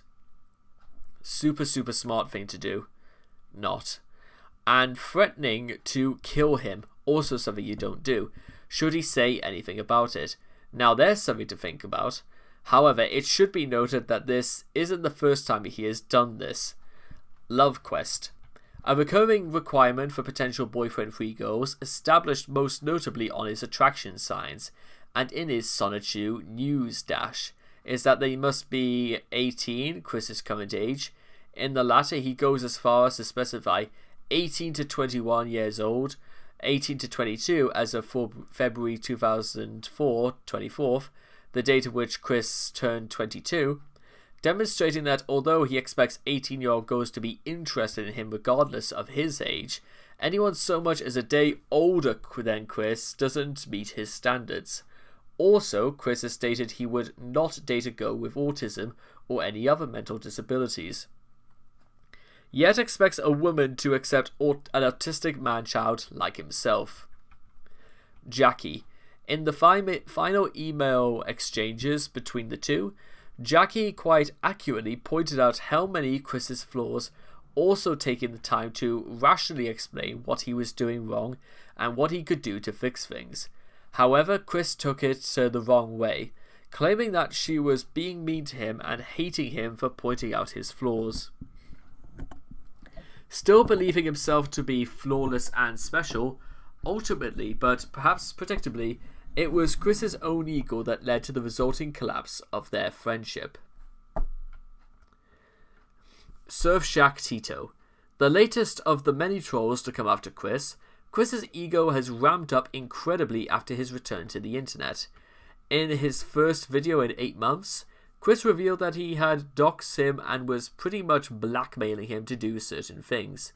Lest Chris reveals those docs, Chris's demands were for him to apologize to Sony for hacking the PlayStation Network, actually done by entirely unrelated people, apologize to the Wallflower for breaking her and Chris up, when it was her finding out about how sick Chris was that ended their friendship, not relationship, something he never had, to pay him $1,000, probably to pay for the PS3 that he destroyed, and to remove everything he added to the quickie, despite the fact that anyone with half a brain could easily re-upload it. Michael Snyder. Michael has been in a thorn in Chris's side since the day he was kicked out of the game place, At first, it seemed that Chris's animosity towards Michael was minor, and that he just wanted to go back and start buying stuff again. However, after the Wallflower incident, Chris had stepped up his attempts to get back in and failed miserably. This has led Chris to throw anti-Semitic slurs, aka calling him a Jew, and attempting vehicular assault at least twice. As of now, he sees Michael as some sort of ringleader for cyberbullying and considers the game place to be the headquarters for it. Though Snyder was openly lenient on the charges, Chris still called him a thieving liar before the judge. Smooth move, Chris. Barbara Chandler. Despite her disapproval of his Tom Go shenanigans, she even tried bribing him to get him to stop wearing a bra and panties. Chris continued to parade around as a cross-dresser, no doubt causing a lot of undue embarrassment to his mother.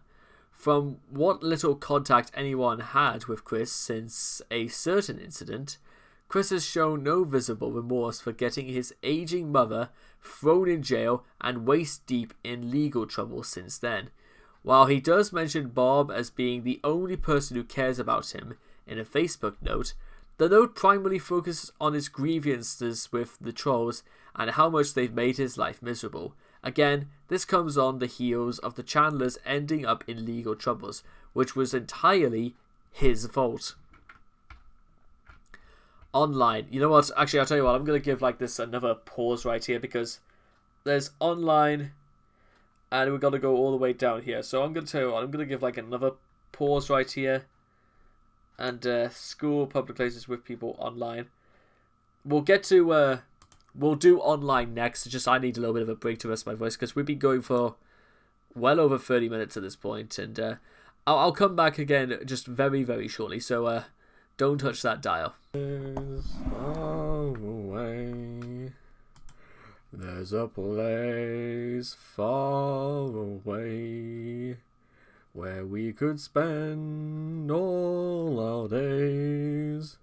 It's called heaven on earth.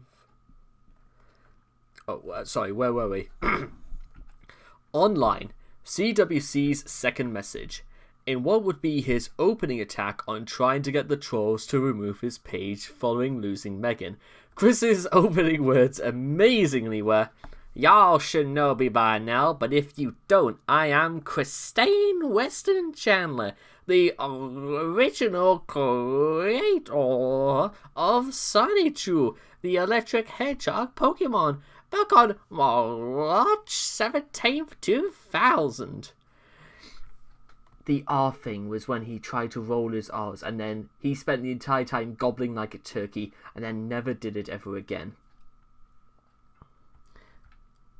I don't know. Show respect to me. C-CWC, another shining example of Chris's ego in video form. Chris expects and even demands respect from everybody, just like a North Korean totalitarian dictator. Even though Chris has never shown anybody else any kind of respect. Plus, considering all of the things he's done, adding people to his comics so that he can beat them up, mass debating on camera, discriminating against others because of race, gender, and sexual orientation, spending taxpayer money on sex toys and video games, uploading poorly drawn pictures of himself, fingering Megan to Encyclopedia Dramatica, and then blaming them for her breaking up with him. He has never done anything to warrant the respect of anyone. Yep, I could just about adjust for that. Little Big Planet. When Chris has shown up on the LBP community and posted videos addressed to them, he once again said people should know him by now. He immediately assumed people would praise him for his levels, especially the Collector's Case, which he thought was the most original LBP level idea ever. I've never played Little Big Planet, guys, but even I could tell you I could probably come up with something better. Hopefully. Web Soup. When Chris learned that one of his videos was featured on an episode, he took it to as a good thing, not realizing that the show made fun of people on the internet. Chris and exercise. Many times, Chris has shown his attempts at exercising or performing some sort of strenuous feat. He considered lifting up a chair to be a great feat of strength. Though that lifting the two 12-pack boxes was akin to lifting two 50-pound weights, and even showed his amazing parquet skills. Chris and famous people. Chris has compared himself to Leonardo da Vinci and Michelangelo Buonarroti in artistic ability. He has also compared himself... Actually, that's a pretty interesting thing. Considering all the Teenage Mutant Ninja Turtles were named after Italian Renaissance artists, who do you suppose Chris would probably get named after? Yeah, exactly. Putting your name anything remotely close to Chris and calling himself an artist is absolutely so things. I don't even think, I wouldn't even call him Splinter. Splinter is, was freaking voiced by Mako as far back as 2007. I think that would be a complete insult to the man's memory. Mako is also the man who voiced General Iroh in The Last Airbender. I'm only putting it out there, only because I don't think that's just... Even the friggin' Turtles are of a higher quality than, I would say, Chris. And I've seen a lot of the Turtles. When the hell did I start getting into a rant about the Teenage Mutant Ninja Turtles? It's just because I haven't seen that show for years, but I've heard... I still enjoy it. I really do. I really have. All personality to President Barack Obama. Frank Sinatra, Bing Crosby, Red Skeleton. I don't know who Red Skeleton is, and I thought... Wasn't Frank Sinatra supposed to be a Nazi, or am I thinking of John Wayne or something like that? Dick Van Dyke, Ricky Ricardo, and Jaleel White, who voiced Sonic the Hedgehog in the original 3 Sonic cartoons. He has also compared himself to many fictional characters such as Optimus Prime, Sonic the Hedgehog, Chun-Li, Homer Simpson, and Peter Griffin. Not entirely sure the last two you want to be compared to, but whatever. As people as usually bumbling imbeciles who can get away with whatever they want and are severely obese. Since free riding on someone else's talents is nothing new for Chris, he saw no issue into incorporating those people in his family tree. What? This is how Anne Boblin, Daniel Weston, and an unknown Cherokee fellow appeared in his ancestry for no logical reason whatsoever. He pushed the audacity to edit many Wikipedia pages to validate his hubris. All entries have been redacted and his account was blocked. Smooth move, Chris. Smooth. Chris emails. And Jesus, there's just... Why the hell is there so much to go? Look at all this.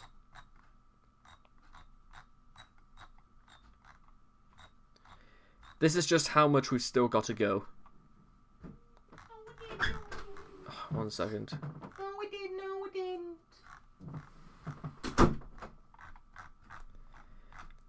That's not even worth editing out, so I won't bother.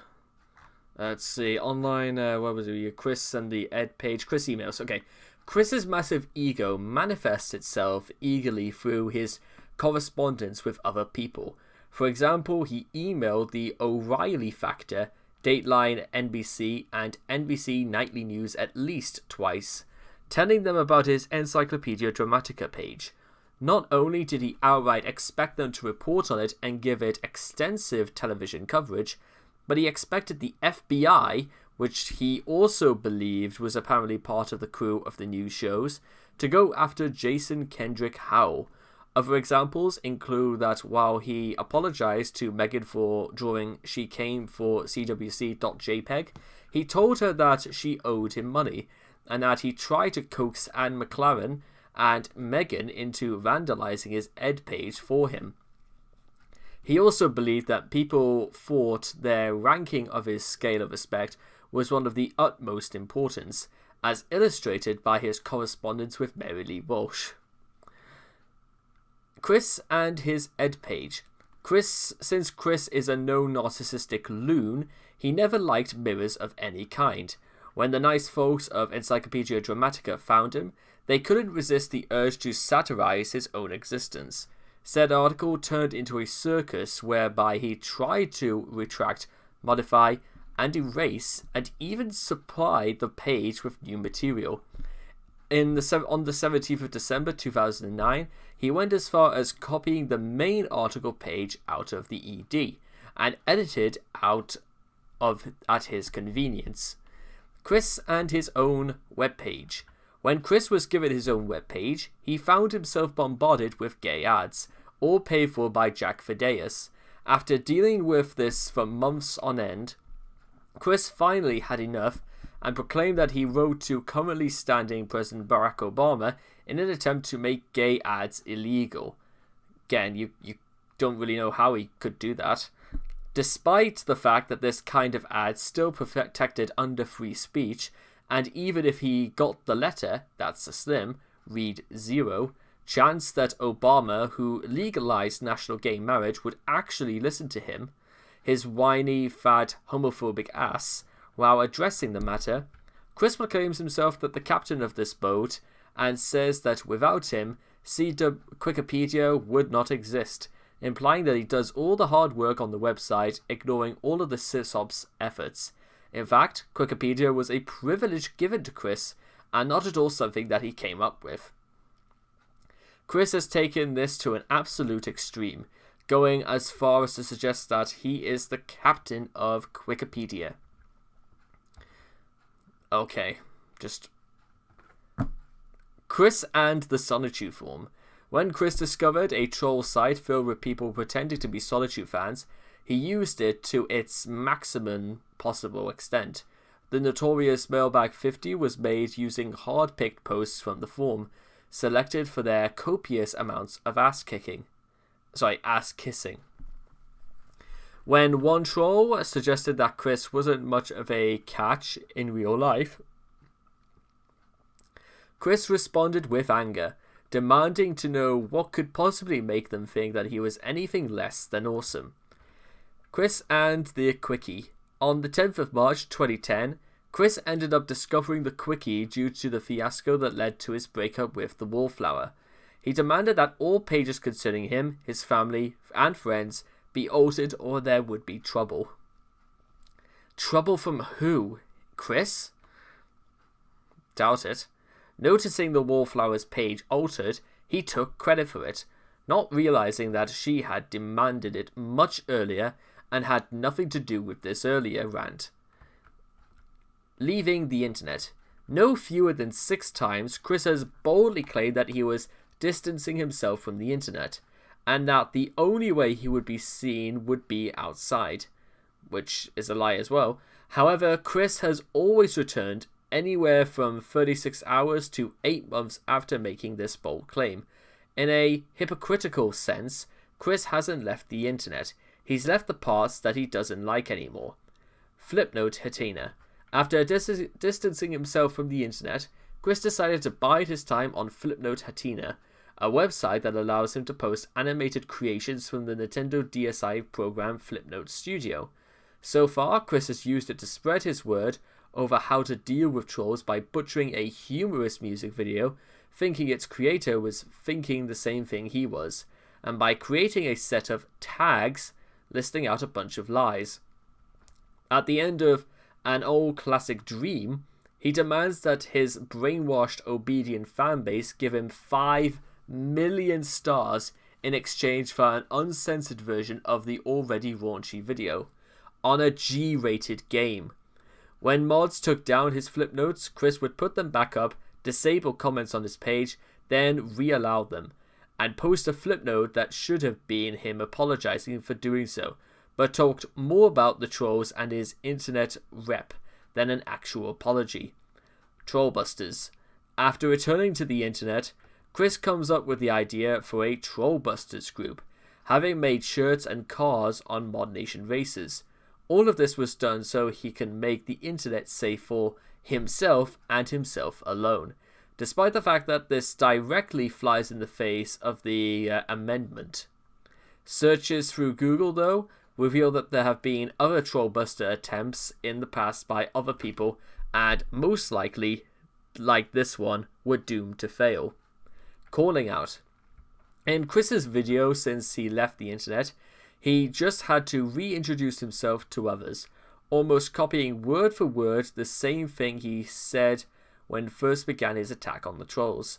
As well, he stood to reveal that the PlayStation Network hackings weren't the work of serious hackers, but by Shershak Tito himself. Yeah, literally done by just one person. You never would have thought that. Facebook. On the 1st of April 2012, Chris posted a note on his Facebook talking about how all of his trolls know nothing about him. That's not true either.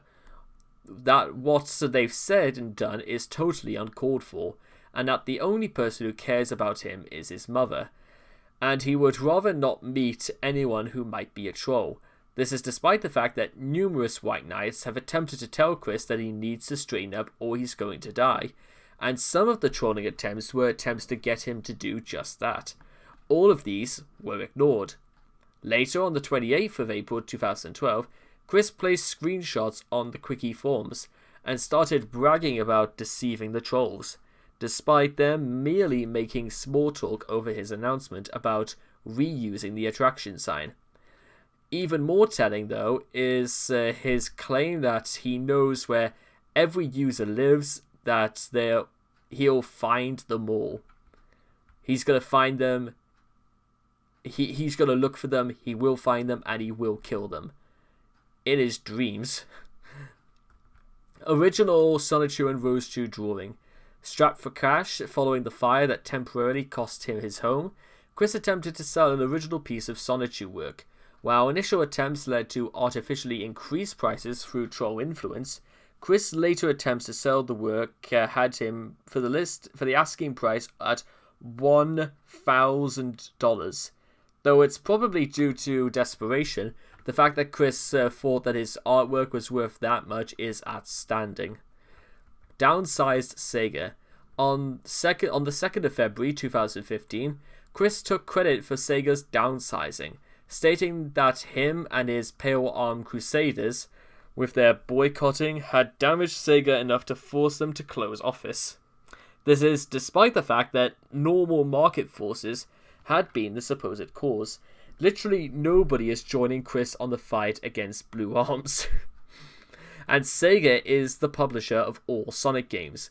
This gives some nicely needed recent perspective on the size of his ego. Sonic Forces. In November 2017, after playing through the newest Sonic game, Chris unlocked customizable options for his avatar section. One of these included eyes with heterochromia. Chris immediately assumed the unlockable was inspired by him since his right eye is green. Yeah, no it isn't. Contests of a... Actually, I'll tell you what I need to do. I need to use the toilet quite badly, so I'm just gonna go just use toilet very quickly and then I'll come back. I'll probably put the light on as well because it's starting to get a little bit dark, so again, I'll be back very, very shortly. Okay guys, we're back for part 4, I believe, because I kind of like want to make this next part just kind of like wrapping everything up in the next hour or so. So let's get to around about the end of this. So, other 22nd of February 2010. In the Wikipedia's common questions, Chris listed the top 10 worst things that ever happened to him, and considered getting banned from the game place, finding out that Mims and Lucas were posting info about him on the ED, and having his personal websites and accounts hacked to be far worse than losing 2 of his sweethearts, Panda Halo and Sarah Jackson. Chris and English. The whole purpose of language is to communicate thoughts and ideas to other people. But Chris has managed to turn his vocabulary into a brick wall by crafting a mashed together lexicon that makes sense only to him, forcing people who want to communicate with him to understand his unusual vocabulary as opposed to Chris having to understand regular speech. Chris and health. Chris hates to be called fat. Deep in his mind, He honestly thinks he's the same somewhat skinny child he once was, despite the fact that he has a gut, is forced to wear a bra to keep his colossal moobs in check, and his hairline's retreating at an alarming rate. While he refuses to accept his baldness, he actually is claiming to be working on his gut. Beyond that, he refuses professional psychological help and honestly believes stuff such as autism and homosexuality are easily caught diseases. No, they're not.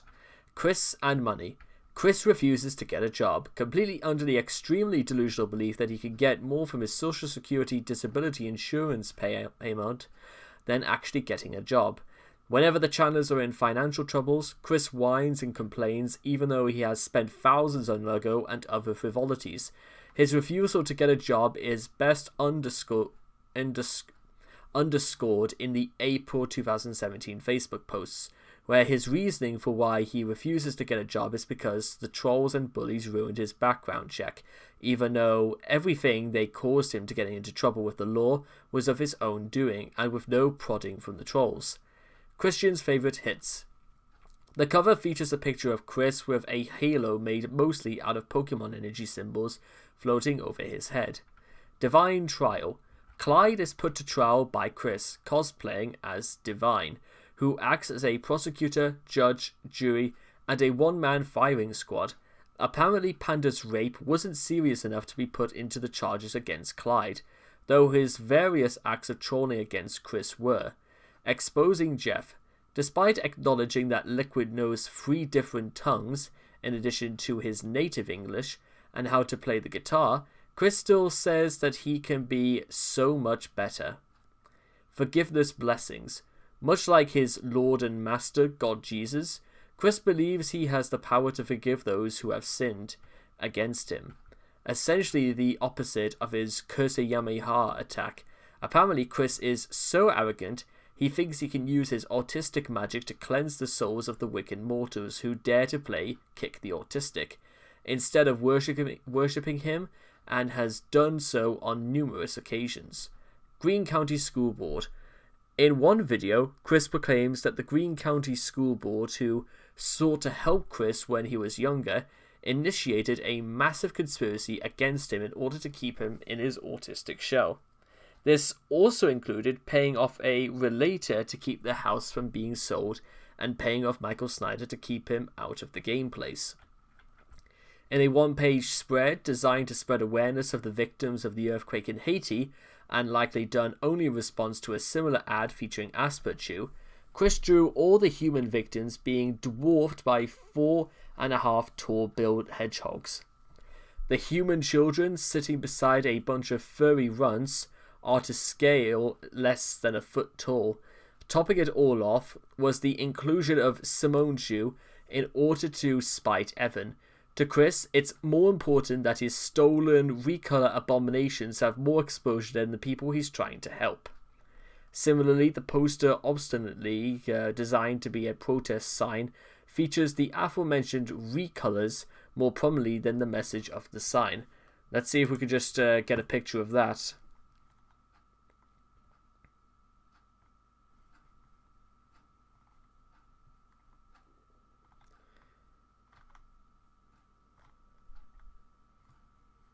Right, that's just... okay. Was there not meant to be one I think this is meant to be the one instead. Oh, here it is. Wow. Isn't that telling, ladies and gentlemen? I can sort of gather what he tried to do for the Haiti one here, but look at all this. Just, you could barely even recognize who anyone's supposed to be. God have mercy on those poor people that Chris had to get involved in that. His answering machine, when a number of trolls attempted to call Chris over a Craigslist listing of his car, one of the calls got to his answering machine. The recorded message says that his lawyers and a doctor of some sort advise him not to take any interviews due to too much information being leaked, then calls the trolls trolling stupid. His church. In a recent call to arms against Asperchu, Chris reveals that he believes Chris reveals that he believes he can use his current congregation as a personal army. His copyright. If there is one thing Chris takes pride in, it's his official Sonichu copyright. With this, he feels as if he can actually take his multimedia empire with no one to stop him. When he first got the paperwork, he boasted it not even a day after he lost Casey to Liquid Chris, more or less telling her she got stuck with a loser. He also attempted to set up a bunch of videos trying to tell Sonichu to other companies. In his second I'm Leaving the Internet Forever video, he uses the copyright again to boast that he has won over the trolls. Homosexuality. Given his passion for staying straight, and how, in Casey Call 22, Chris actually seems bemused by the idea that gay men don't find him attractive enough to lure off the straight path. How bad does that sound, Chris? Not even gay people want to go near you. Losing his virginity. After apparently losing his ever so hated virginity, the news of it spread across the troll community with one thing in mind: it could not have happened. When Chris finally admitted it, he talked down to the trolls, vowing never to reveal what happened. Mumble number 3. While talking to Clyde, Chris tells him that the reason why he doesn't have a job is because he has so many awesome skills that he just can't choose one, not because he's lazy and shows himself off to be poor in multiple skills. Mumble number 4. When Clyde asks Chris what kind of job he thinks he's qualified for, Chris says, "If anything, I'm overqualified for every type of job available." He isn't. For anyone having any doubt about this, no, he is severely underqualified. If anybody had any doubt. Tom Girl. Among the most likely reasons for Chris deciding to turn Tom Girl is to maintain his hatred of men and not admit it's out of jealousy, and also as a way to deny his homosexuality. Yeah, absolutely. Similar thing with him being trans as well. Unban contracts. Chris demands the likes of GameStop and Best Buy to unban him for his incidents over there, even though they had every right to ban him for his conduct. Not only, but he also demands that they do not call the police against him, which is illegal since contracts cannot be used to protect from criminal prosecution, thus making it null and void. And he believes that not sighing would prove that they are most uncompassionate and lacking of heart and soul of any person, under a bunch of unwelcoming, immature, rat-ass bastards. He even goes as far as to say that his ban from those places is outdated, similar to how he tried to convince Michael Sider that he needs to forgive and forget, and that the ban is a human rights violation because he's a lesbian trans woman. Wendy's. During his brief stint working there, Chris was shown to have been a particularly stubborn employee to work with, ultimately getting fired for scaring a kid with his Donald Duck impersonation to the point that he cried. When questioned about this, Chris just says that he did not scare the child and that he was tired. Additionally, Chris also said that one of his co-workers was very mean-spirited to him, even though she most likely was giving him constructive criticism. Sure he did.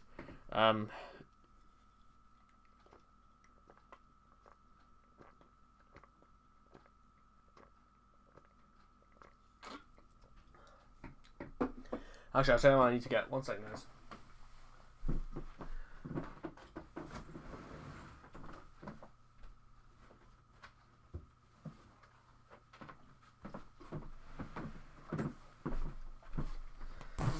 It's just a bag containing a bunch of waters. Right, okay, now that's out of the way. In the comic, I did an awesome fucking job. Sure, Chris, whatever you say. By the time I actually get round to reading Sonichu myself, we'll just see about that. While issue 0 and issue 1 do focus on Sonichu, Chris Chan takes over as the main character throughout issues 2, 5, 6, and 7, with Sonichu as a supporting character. And in his ill-frequent appearances, he invariably sings Chris's praises. Issues 8 and 9 see Sonichu taking back his major role as the main character, but at this stage he's just a Mary Sue for Chris. The main story arc of issue 10 is the resurgence of Chris and his elimination of every enemy that he has so far. He also portrays himself as skinny and handsome, although this doesn't happen till said issue number 2. And throughout the comic series, sporadically gives him his self-insert characters superpowers that are never explained. He even makes several episodes that dramatize events he had in real life, with the extremely self-indulgent fantasies that are described below. Chris's ego is in full bloom in the comics. The name of the city in which he and his electric hedgehog Pokemon strive to protect is known as Quickville. The city's currency is C quarters and W quarters. One of the major drinks is known as the CWC Cola. The radio station is known as KCWC. The hotel is called WCWC, and his Hyrule ripoff is called Rule CWC. Basically, everything is named after Chris. The Sonichus and Rosechus he created refer to him as father. He is self-insert as mayor, but never ever performs any mayoral duties whatsoever, and his actual role is more like a god king than any kind of elected official. As Chris says, there is no elections. Instances of Chris's ego in the comics. Sonichu number 0. While this is the smallest amount of screen time he's ever had in the comics, that's shocking, believe you me, he generally steals the scene to himself. Sonichu tries to make a point about how creative the comics are, if that, and generally tried to make it seem like he deserves a girlfriend for drawing this retarded piece of fail. Sonichu number 1. Just one second, guys. Again, Chris's existence in the comics is very minor, confined to sub-episodes and a sudden appearance, mocking how ridiculous a singing, dancing Dr. Robotnik is. Sonichu number 2. His portrayal of Wesley counts despite not really knowing Chris in real life. He still gets portrayed as a villain. He also openly admitted he didn't want Sarah to see anyone else in a text warning portion of the comic, yet still calls Wesley greedy for not wanting to be part in CWC's retarded conversations. He also draws Sarah pinning Wesley to a tree and breaking up with him, just because she thought Chris being a stalker on her was sweet. He has also drawn whining about how he lost Sarah, and essentially tells Wes to buck up, even though he's the first one to make a scream when he lost a one-time date. Mary Lee Walsh also appears as a villain. Sonichu number 3. The issue has a semi-fictionalized account of an incident Chris had at the manager's of McDonald's. He was loitering and soliciting, and knowing that a 25-year-old, morbidly obese autistic man-child creepily looking at patrons can't possibly end well, security threw him out. In his comic book, however, Chris exclaims that the jerk-ops are conspiring against him, preventing him from finding true love. He turns into Chris Chan Sonichu and defeats them with the help of Darkbind Sonichu, who admits he only helped because Chris was his creator. Sonichu number 4. It's all about Chris here. Sonichu and Rosechou are nowhere to be seen except for one cameo each in separate sub-episodes. This issue was all about Chris's semi-fictionalized misadventures at Walmart, Target, and McDonald's, and pitted him constantly against the jerk-ops and Mary Lee Walsh, for they dare to interfere with his love quest. Unlike IRL, Chris Chan does pawn them into the fantasy world of his comics. This issue also includes the account of Chris's encounter with IRL troll Hannah, who raised his heart level to 100 just to smash it down to 15%.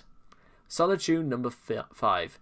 This issue has Chris write Sarah Hammer out of the comics so he could focus exclusively on Megan Schroeder, the new object of his desire. While Sarah did marry a man named William Spicer, Chris was not present at her wedding and had never met Spicer. as he was represented in the comic by a generic Yu-Gi-Oh character. The next episode has Chris fawning over Megan, and she over him. In reality, Megan saw Chris only as a friend, and was constantly rebuffing his advances. The episode features 2 different endings because Megan did not like the original ending or objected to being featured in the comic at all. Sonichu number 6. The Paddy Chandler Memorial issue where his dead dog becomes a member of Quickville. In the only other episode in this issue, Chris has Bionic ask him to create a sweetheart for him, but Chris, being a lazy fuck, hooks up with Megan's character, Majami Yalish Skunk. Chris, being the thieving moron we all know and love, would later claim Megan's character as his own, and in true CWC fashion, transformed her into a fat, stereotypical girl character, motivated to only shop, cook, and fuck Bionic the Hedgehog. Sonichu number 7.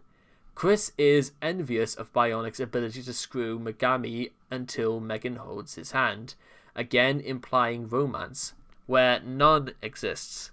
The issue contains the stupid time travel plot where they go back in time to the moment Chris created Bionic, and the scene randomly segues into a Family Guy-style scene he gives Seth MacFarlane full permission to use. Coincidentally or not, the first few minutes of the Road to Germany episode of Family Guy bears a close resemblance to this sketch. After Chris gets trapped in the time void, he mixes both fake memories from the comic with real ones, like Megan dumping him and his denial of having drawn She Came for CWC.jpg. He blames it on Ed, even though he was the one who drew it and uploaded it onto that site. Mary Lee Walsh's invasion of Quickville and her defeat at the hands of the Sonichus and Rosechus, and Joshua Martinez hooking up with Vanessa Hudgens in the other episode, he introduces his sweetheart of the moment, Blanca, and her creation, Jiglami, who Chris would later claim as his own, as well as featuring an interview with anti-troll Robert Simmons V about how awesome Chris is. I don't even know what the point in going on at this point, because it seems to be he'll either steal characters, bullshit or fabricate things that actually have happened in real life, take no credit, take no responsibility to the things that he knows fine well he cannot be forced out of, and literally blame the whole world about things that, he has absolutely no knowledge of. That's the majority of how this entire article reads thus far. And we've still got a while to go anyway. So whatever, let's plow on. Sonichu number 8. While free of Chris the character, the comic was not free of Chris's warped psyche. He drew a sex scene between Sonichu and Rosechew for no other reason than to draw porn of his characters for him to fap to, and gave a detailed account of their reproductive systems. Of course he would. Why wouldn't he do that? Remember, Sonichu is supposed to be a children's comic, as Chris has stated numerous times, after having his characters have sex for the 15th billionth time.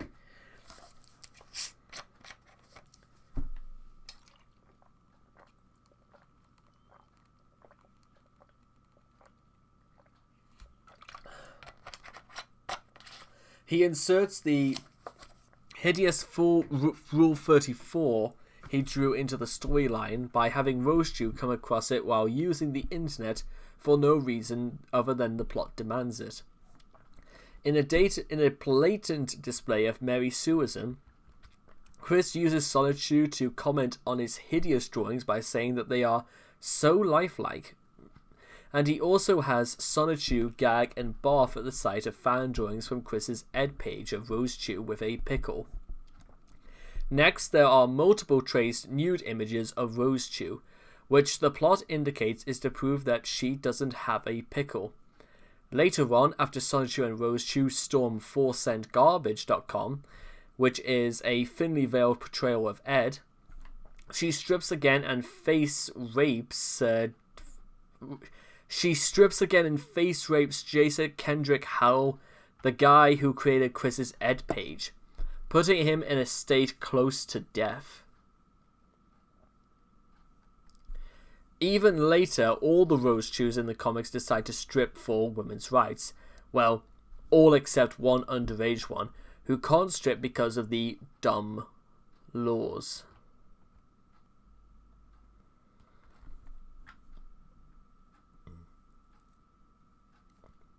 It must be noted that this entire storyline was a result of Chris being trolled hard by the people over at Ed, who drew fan art of Rose Chew with a dick to make Chris rage. And rage he did. An epilogue has former sweetheart Sarah Jackson killed by Optimus Prime, another former sweetheart Blanca, returned to Kentucky with her boyfriend, which makes no fucking sense storyline wise. The truth is that she was a troll and Chris failed at writing her out. A 2-sentence memorial to Ryan Cash and a dedication to Sweetheart of the Moment Panda Halo. Sonichu number 9. Lacking Sonichu to use as his mouthpiece, Chris invented Reginald Sneasel to use as his stand-in during the first episode, and Reginald even goes to retarded lengths, didn't even know that was such a thing, to break up a romance between Punchy and Lalia in a similar way that Chris meddled with Wes and Sarah. However, like Chris IRL attacks, Reginald's plans fails. However, since Chris cannot let any of his characters be single for fear of them being labelled as a homo, Angelica Rosechew approaches him and they quickly jump into the sack together, echoing Chris's own belief that the woman must make the first move. Sexist much? Out of pity and put out as soon as possible. This episode also introduces Chris's retarded dating education concepts and applies it to his characters. Chris also inserts his sweetheart of the moment, Ivy, into the comics, in a plotline that goes nowhere, and has a thinly veiled version of former sweetheart Sarah Jackson as the date ed teacher. Chris then makes a callous reference to Sarah's death by Optimus Prime via a representation of her sister, Rita. When Rita informs the class about sister's death, the assorted characters appear to not give a fuck, nor did they make any attempt to console the poor grieving woman that is now stuck teaching their class. Also, in Sonichu number 9, Chris depicts Panda Halo dying in a fire. He seems to think this is a fitting tribute. Well, if this was a Viking burial, possibly, but no, it isn't. He also shopped a caricature of himself onto a billboard in the background, with a caption begging him to return to the mayor's office. Recent editions have shown the addition of a Power Rangers team, the CWC Power Rangers, as well as a gruesome depiction of Ivy dying by being hanged. Great. Sonichu number 10. With Chris back in the saddle, he proceeds with his master plan to get rid of all those who troubled him in real life. Even worse, he apparently was able to deceive his future wife into thinking he was future self and did the nasty with her. On top of this, he proclaims that he helped create the cure for homosexuality and plans to bring about straightness by stealing all those vaccines, bringing them to the present, and distributing them right there. Christian Sonichu defeats some devil trolls, but can't resist imitating Zorro and spelling CWC in the air with his epic blows and kicks. This could be a trifecta: unoriginal, egotistical, and physically implausible. As the comic continues, he attacks the Full Send Garbage HQ, using the characters Jason Kendrick Howell and Beale to condemn Clyde Cash and Jack Fides for being homo trolls who slander and tarnish an innocent man's good name. Then proceeds to make the latter two jump to their deaths, just as he wishes. Even more, he destroys the building, kills about 200 trolls, and proclaims that both Ed and Full Send Garbage's websites were lost forever, despite the fact that most websites nowadays have backups waiting for them just for such an emergency. Soon after Magi-chan returns from the future, reporting that the gay vaccine will be proven to be a worldwide success, and that February 24th, 2009 will be proclaimed Christian Love Day in his honor. Yes, really. Then Chris immediately manages on top of this with his god complex manifests itself in the form of the Colossal Chan and Ultra Sonichu. Both are portrayed as blatantly messianic figures, especially Ultra Sonichu, who works like Chris's version of Jesus, who saves Aspachu characters from false god in brown stripes, and Aspachus by granting them the forgiveness of Chris, which can only be received by praying to him. Chris later denied that he tried to set himself up as God, but at the same time he more than insinuated that he is just as awesome. Later in the issue, as he issues an apology over what he had done concerning Aspachu, he puts Alec, Mayo, Evan, and Sean on a mock trial for the murder of Simona Rosechew, pulls evidence out of their asses, and gets them sentenced to death via cruel and unusual forms of execution, 2 of which Chris himself participates in. We will be getting to that, definitely, because that is about as violent as I think Sonichu technically gets. Sonichu number 12 to 9. The comic features a new self-insert for Chris named Nightstar, which is a blatant Mary Sue empowered with psychic powers. Nightstar meets with Chris's previous self-insert and helps her transform into a body that looks like herself. The character's full names are Christine Knight Western Star Chandler, which Chris wrote without a hint of irony. Sonichu Special number 4. Chris steals Casey from Liquid for not treating her right, bursts into the house, note that Casey doesn't seem to be in any real danger, blows out a disarmed Liquid's kneecaps with a handgun, and draws Casey's military family, telling praises about Chris, and generally negative comments towards Liquid. However, karma would later come back to bite after Casey and Liquid read the strip. Christian Love Day. This is apparently about the one in which we may as well go over this as well, because this is the one about where he cures homosexuality, apparently. Christian Love Day is a proposed holiday mused upon by Chris in the CWC blog entry of number 7, of 7th of January 2010. It made an appearance in Sonichu number 10 on that same day, as described in the events of the comic. On the 24th of February 2009, Magi-chan completed his mission of distributing Chris's gay vaccine to the world, officially eradicating all homosexuality and a massive genocide, thanks to the blood of Christian Weston Chandler. All homosexuality and, in a startling display of overkill, asexuality are eradicated. Chris uses this as an excuse for a second Valentine's Day later in the month. Presumably the day will be celebrated with unabashed but straight monkey sex. And I'll actually just read out the quote from Magi-chan right here. Not only a considered second Valentine's Day, but the day all people in true straight love will remain just that. All homosexuality and asexuality will be left extinct and forgotten. Thanks to the blood of Christian Weston Chandler of Ruckersville, Virginia, born on February 24th, 1982.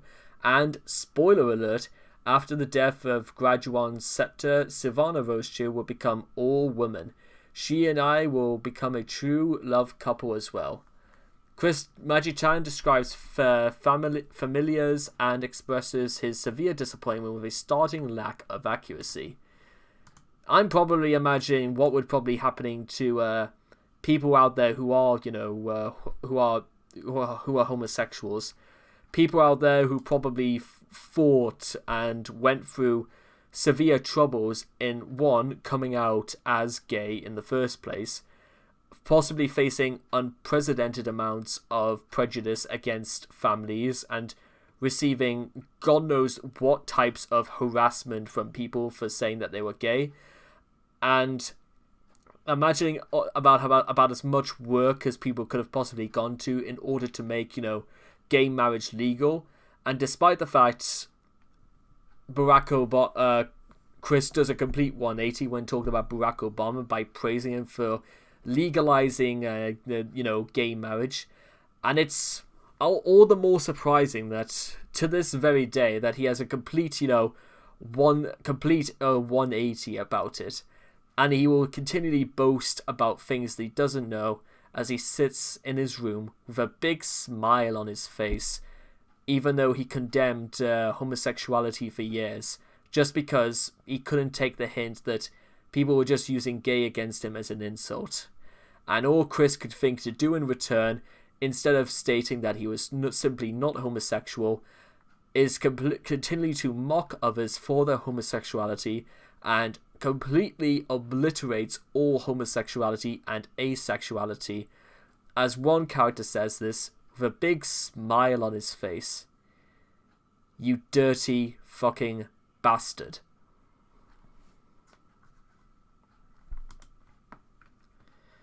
I just want to state right now, you know what? I reckon if given half the chance, Chris absolutely would go back to saying shit like this. Even if he never came out as, even though he never made his so-called transition, maybe that, I reckon he still holds prejudice towards homosexuals, because he says, what was it? That he still hates homosexual men. But then again, I'm just starting to believe to myself, this is what happens when you humor somebody. This is what happens when somebody takes things absolutely literally. This is what happens when I don't even think, no matter how many times anybody would have told Chris that this is not true, he literally would have gone back to ignoring them. And you know what? He would have just had his own fun, and as far as he is concerned, that's all that matters. As long as he's having fun, doing what he's always done best, causing mayhem on the internet, and secretly ruining his own life. And he doesn't even know he's doing it. Significance. Upon reflection, February 24th should be a holiday of sorts. Even a second good day for love in addition to Valentine's Day. Because the day, to me at least, just feels like a holiday. In addition to it being my birthday, I have looked up to it before, and if some sort of forgettable holiday in Mexico or somewhere, February 24th should have more significance and recognition like a holiday. If he ever friggin' says that again, I'm actually going to make it my absolute effort. I had no way I was going to finish. I didn't know where I was going with that, but I just want to let Chris know that if he does something as stupid as that, I'm going to make sure to do something that, not that I would regret, but something that I feel as if would garner some kind of, a praise compared to this. Chris bases the holiday not only on his horrifically misguided and disturbing gay holocaust, but grants it full significance for being his birthday. Chris actually believes a milestone date in his amateur webcomic should be celebrated worldwide, because he feels like it should, especially since it feels like a holiday to him. Exactly. It's all him. It can only be about him because that's all that matters, neglecting that everyone tends to view their own birthday as a holiday. He attempts to mask this fact in a ill-researched hearsay.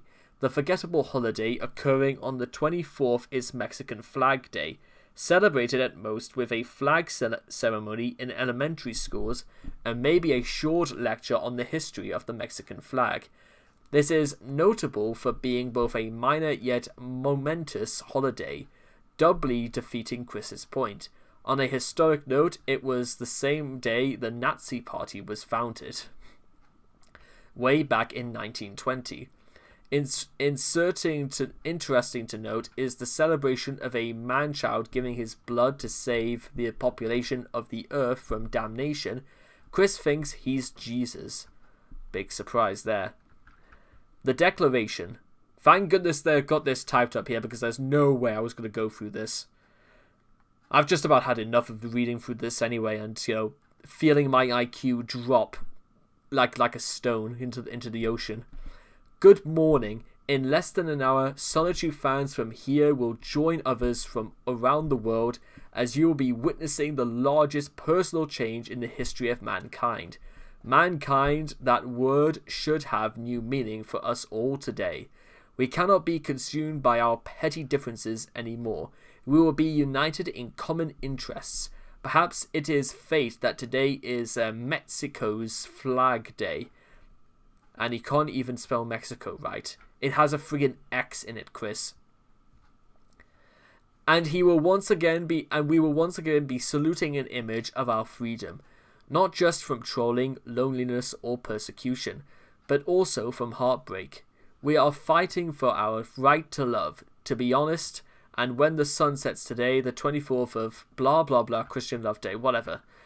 Chris totally not ripping off from the movie Independence Day. Okay.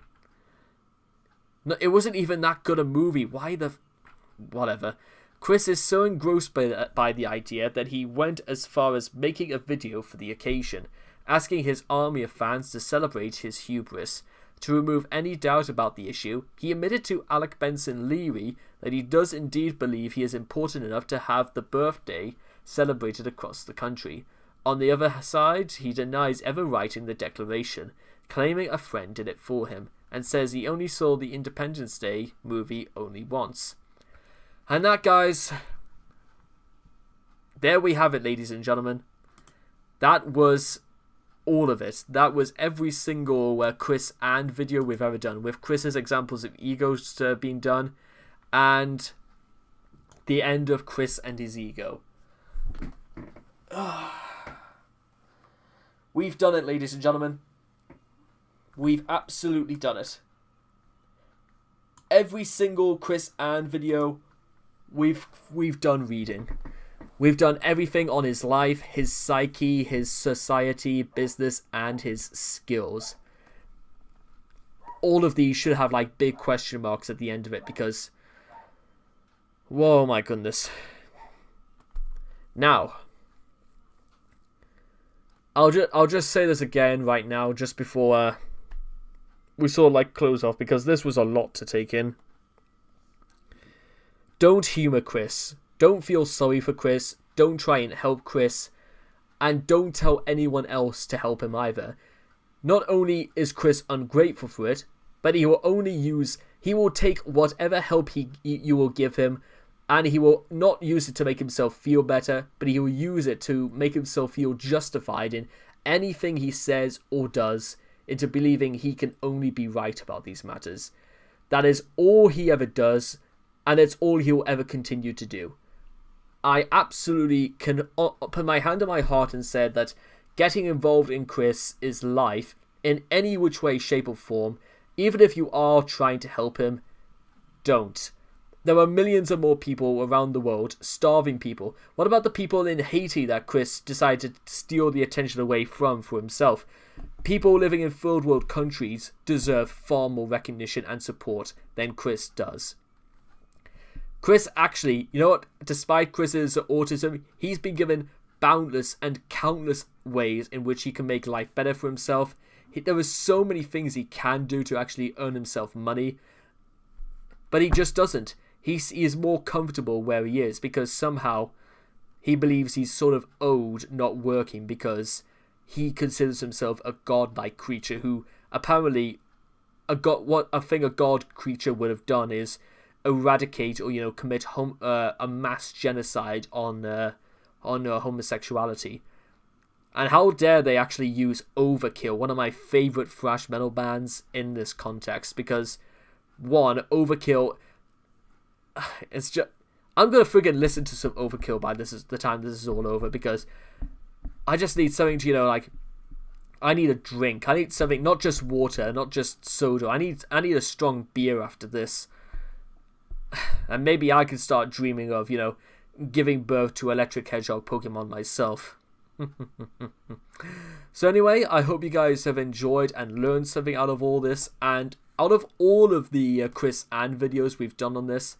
Now, like I've said before, this is not going to be the last time we talk about Chris, but maybe we'll do something different. Maybe we'll talk about the sagas involving Chris, or maybe some of the trolls. But that was a lot to get through, guys, but at least we've managed to have done it. At least we can look back on this and say that at least I stuck to the task, and here we are at the very end. So, guys, I hope you've enjoyed the Chris Ann series, concluding with Chris and his ego. I know this video was a lot longer than usual, but I hope you guys have enjoyed it anyway for what it was worth. Please make sure to leave your thoughts and comments in the comment section down below. Please also make sure to also like and subscribe to get daily notifications when my videos come out. And I hope to love you guys again in the next reaction video. Take care. Bye-bye for now.